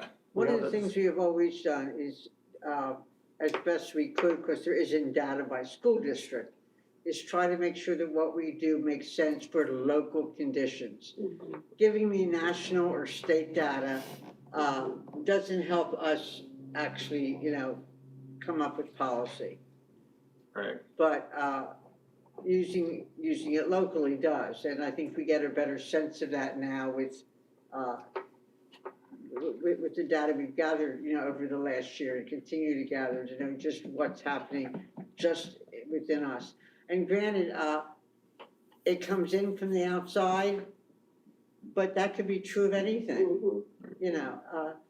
Our concern wasn't whether or not, our concern was once it gets inside, which we knew it would, we always knew it would, what can we do to stop it from spreading too much? Well, and what's gonna keep our kids in school? Oh, absolutely. Yeah, I think one of the greatest things from last year was we were one of the few districts that, how many days were we closed? Everybody shifted virtually at the high school. Twice, 2 or 3 days. To actually be able to do, in-person learning. Now, Those were the huge differences for a lot of them. and I will give out a huge shout out to our teachers Oh, and absolutely. our nurses and our administrators. They worked their fingers to the bone to make sure it happened. Yeah, and I remember getting reports from them, they would tell us what they were doing and say it's not sustainable, but they made it through the year. And that is what we want to be able to duplicate, to make sure that the educational system keeps going without putting anyone's health at risk. And I think there are good ways to do that we're all comfortable. Absolutely. So going back to your question, that's one we'll definitely discuss in January. Yeah, and you probably identified the biggest place where there's been a change It's right there. in the It landscape. says case counts. Excuse me? I'm sorry, I'm gonna cut you off, go ahead. No, I'm just saying, changing the landscape, I think he's identified, that's probably the only place I can think that there's really been a big change. I think, wasn't easy. I will say that. I think a couple things, people wanted to vent. Oh, yeah. And they wanted to vent at someone, and the governor was in Harrisburg, and we were accessible. Right. So people wanted to vent. And one of the interesting things about a board is that when you kind of peel back what people were talking about, a lot of people were talking about their kids. But as a board, we have to worry about 4,000 kids. And the decisions we make were not a lot of thought and a lot of discussion, and sometimes you just didn't know what was gonna end up happening. But I think it was the right. And still, even today, it's the right decision that we made to do what we need to do to keep these kids in school. Okay, do we all understand and are comfortable with the plan? process we're going to go through going forward? Because I want to make sure everybody gets a chance to have their input. Do you want me to have Mr. Frankhauser come for an exec session next? Yes, On that first yeah. one in January? That first one in January, I think that's perfect. He can Because handle the that's- legal side of it. Yeah, that's the only part, there are certain parts that are cold hard facts, and I think that's one of them. I think we need to do that. Okay, so we're all comfortable with it? Okay. Finance and operations report and curriculum and instruction report, do we have anything to be Any input for either of those? Dr. Mann does. Dr. Mann? About the job descriptions for the,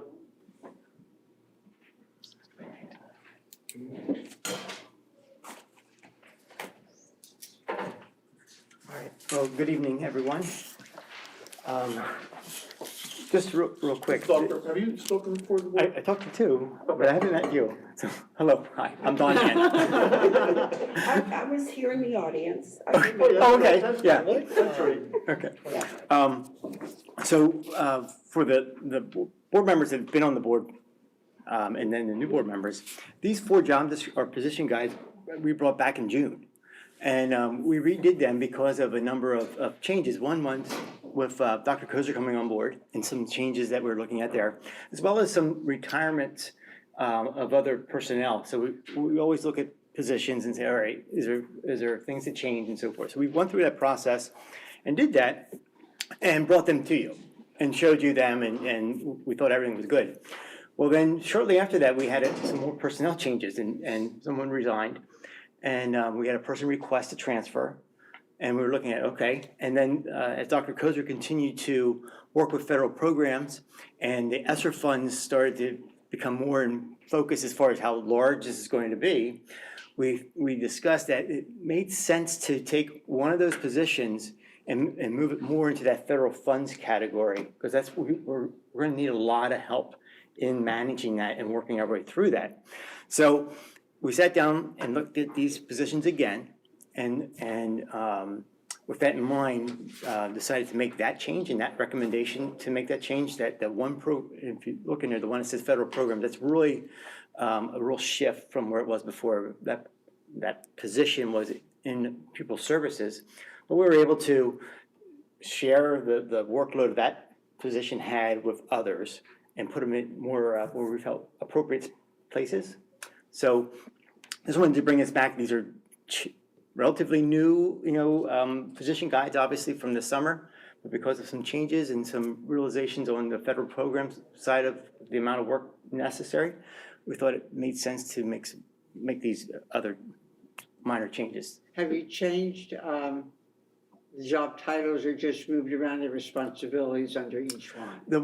We moved some responsibilities around, but the one job title that was changed is the Administrative Assistant for Federal Programs. That's a new job title. Okay.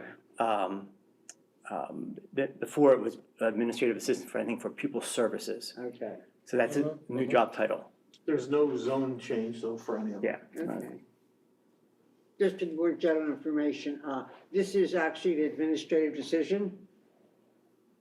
But I think, the administration has always been very open to make sure we understood how the organization was running inside. Okay. Thanks, Don. Thank you. No federal funds update. No federal funds. On the IRU report, I just wanted to add one thing. On January 7th at noon, there's a webinar on charter school authorization. They're using Philadelphia as its example. The people running the organization are most familiar with that, but that will take place before we have a chance to meet. So if you want to get a little bit more insight into how charter schools run, that would be the place. And that's A, B, and C on your agenda. That's all the reports I have for you. And CTC, there would be none because we're waiting for Mr. Hurst's first one. And Fred is here. Construction team ending. Fred Kendall's coming up. He's from Abacus Construction Management. If you've been at the board meetings, he gives you the update. And I was going to do an introduction, but he just did. Yep, let me get. So we're the owner's representative for the, and your representative for the new middle school construction project. So on that project, just to give you a quick update, the overall project is 60% complete. Fundamentally, the focus right now is on closing the building up. All of the structure is completed. So now all of the envelope is being worked on at various phases, from basically the west side of the building to the east. I don't know if anybody's seen, well, you have my report, you see pictures of the building. So that consists of masonry infill on the exterior walls, insulation and air barrier system being applied to that. Beyond that is either a brick veneer or a stone veneer. In some cases, there's some metal in the upper areas.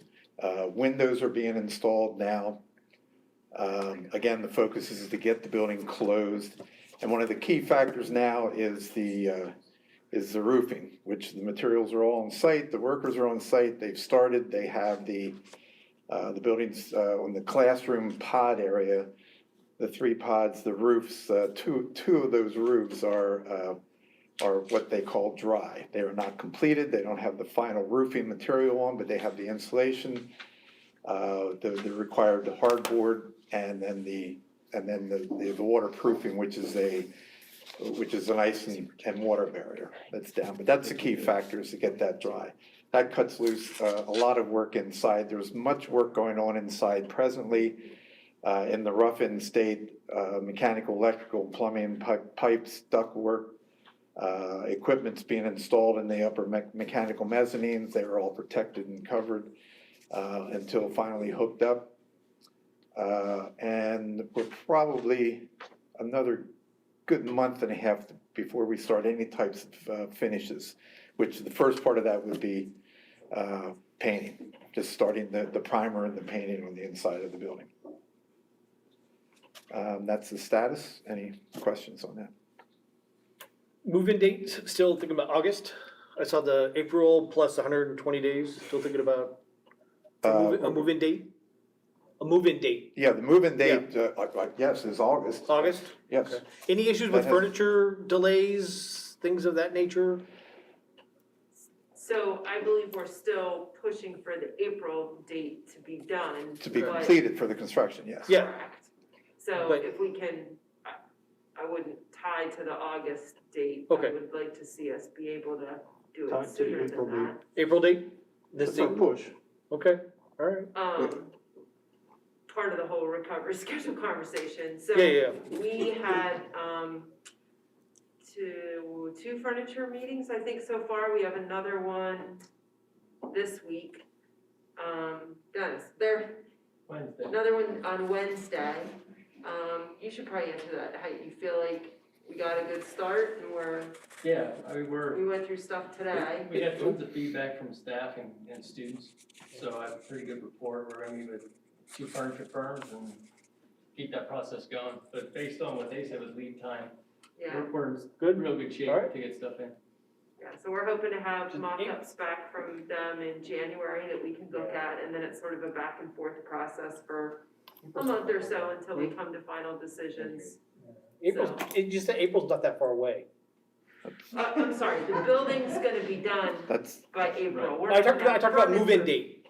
What date will What the school date do be we open think- for the We students to don't come have in? a movie. We don't have a moving date yet? Okay.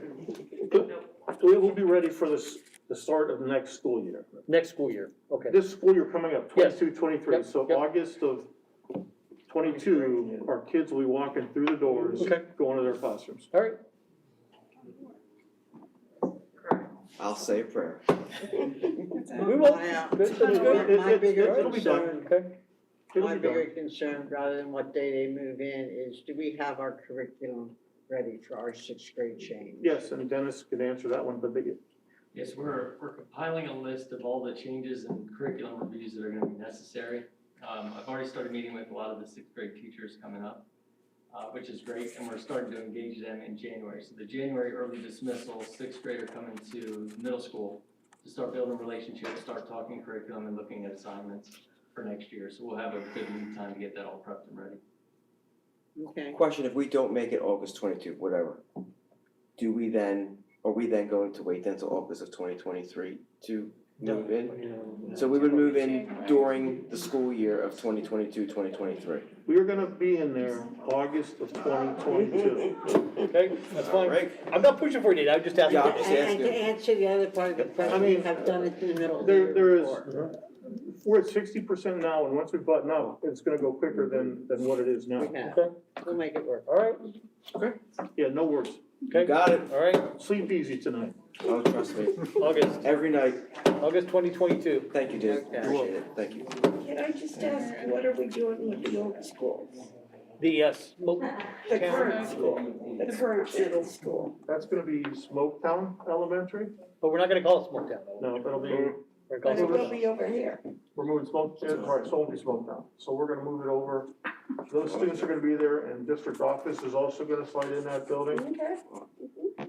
And then that's where, when Phyllis was saying that, we're still looking at district office, the service center, and the high school. Well, we haven't necessarily, just quick, we haven't, I don't think you're on track, but as far as the district office moving, we haven't officially approved that, then this building moving. That's over part there. of, that was part of the layout that we provided to you. Correct, I remember that. But it And was, that's what we're doing with the new middle school, the new Smoketown. but you didn't approve it. But we didn't approve it yet. That was a briefing. Correct. That was a briefing. That's why I was asking, we Yeah. didn't approve it. Could us new members get that layout and whatnot Yep, information? you bet. Thanks. Okay. So it's not We'll bring, abstract. will the board retreat be too late? That's fine. Okay. And that final approval is not for a couple of years there, right, obviously, or when do we do that sooner than that for No, Smoketown? it's gonna be, no. I'm just asking. Yeah, I know, I have to get my gears straight in my I head. got it, yep, August 22, middle school's open. correct, August 23, Smoketown's open, okay, and district office is open. okay. Then the discussion we've had prior is, does this become a technology hub or an on-site medical clinic? We've had those discussions. So how do we repurpose this building? Because the questions were asked, if you remember, about having a district office in a building, Yeah, I and remember that's that. common right now with new constructions. Okay. We all I think there's set? more questions about that. About moving the district office over to the Smoketown. the new Smoketown. I think that discussion So we'll have that. can be put on an We'll have agenda later. Yeah, we're not gonna settle that right now. No. No, we won't settle right now. No, Okay. thank you. Okay, public comments. This is the second chance if anyone wants to address the board on any issue of their choosing.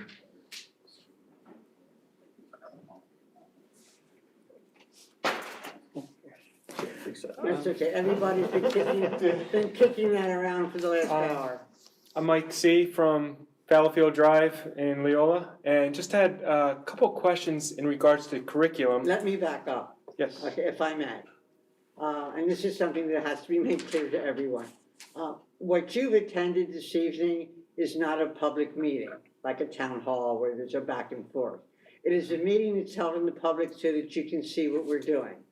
As such, we take comments, but we do not open a discussion, a back and forth. Any questions you have, we will gladly listen to, and we will answer them after the meeting, or we will make sure the appropriate administrator who knows whatever program it is you're asking about can give you the answers. So you're more than welcome to pose questions. Do not be insulted if we don't answer and enter into a discussion with you. But please make sure you leave your name and contact information so we can get back to you, okay? Okay. Okay. I appreciate that. Thank you. So I just had a question in regards to curriculum. And I think Dennis had, with the students up here, it was fantastic. It was mentioned during the Become a Global Citizen, as well as in communication, I believe it was. It sounded, one of the sections on each of those sounded a lot like, I believe it's number 5 of the Healthy Habits from Stephen Covey's book, about seek first to understand, then be understood. And I think that one of the possible curriculum and potential class that I think would be very beneficial for the students would be a debate class.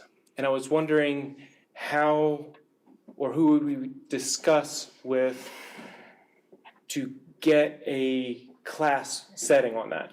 That would be the director of curriculum, either in secondary, that would be Dr. Mann. Dr. Mann.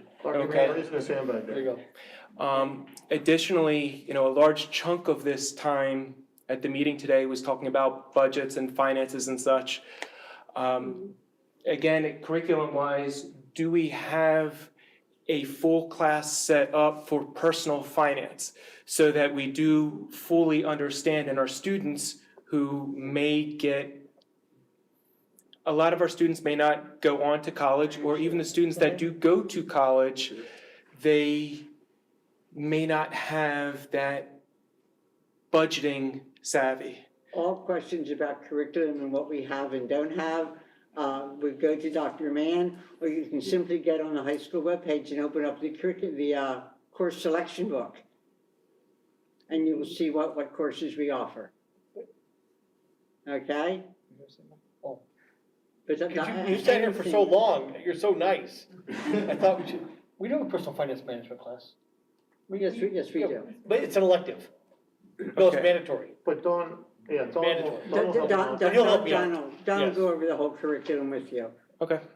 But the answer is And yes. provide you with a copy, even, Dr. Mann, of the course selection sheet, so you can review and have a good idea of just, how broad or deep our coverage is, okay? Okay, I appreciate that, and I saw it on the agenda about the curriculum, but I didn't hear.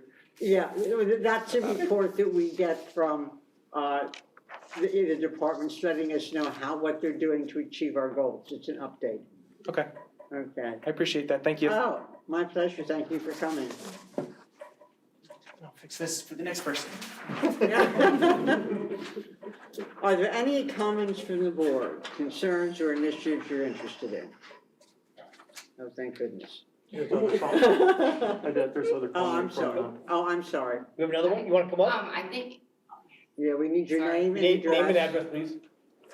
my name is Michelle Hughes. I live at 172 Kenneth Drive, Leola. 4 of my children attend Brownstown Elementary. You went a little fast, so I just wanted to hear one thing over. I didn't realize that I means yes, so I think I kind of missed it a little bit. On section 4, under I, was that approved or disapproved? I think it was I. I don't have their paper copy. Is that the, You're talking independent education evaluators? Yes. Yes, it was. Thank you. You're welcome. I like when the they easy approve ones. consent agenda, that means everything under 4 gets approved in one vote, Okay. A through I. I didn't know what I meant, and then I asked somebody else, I was like, what does I mean? So thank you for your time. No, that's quite all right, thank you for coming. Is there anyone else that, on second thought, really would like to say something? Okay, if not, then to go back, we're all the way up to item 9. The dates for our next board meetings are posted for you. And unless somebody wants to change those, I would entertain a motion to adjourn to executive session for student matters, legal and personnel. So moved. Second. All those in favor say aye. Sorry, I said.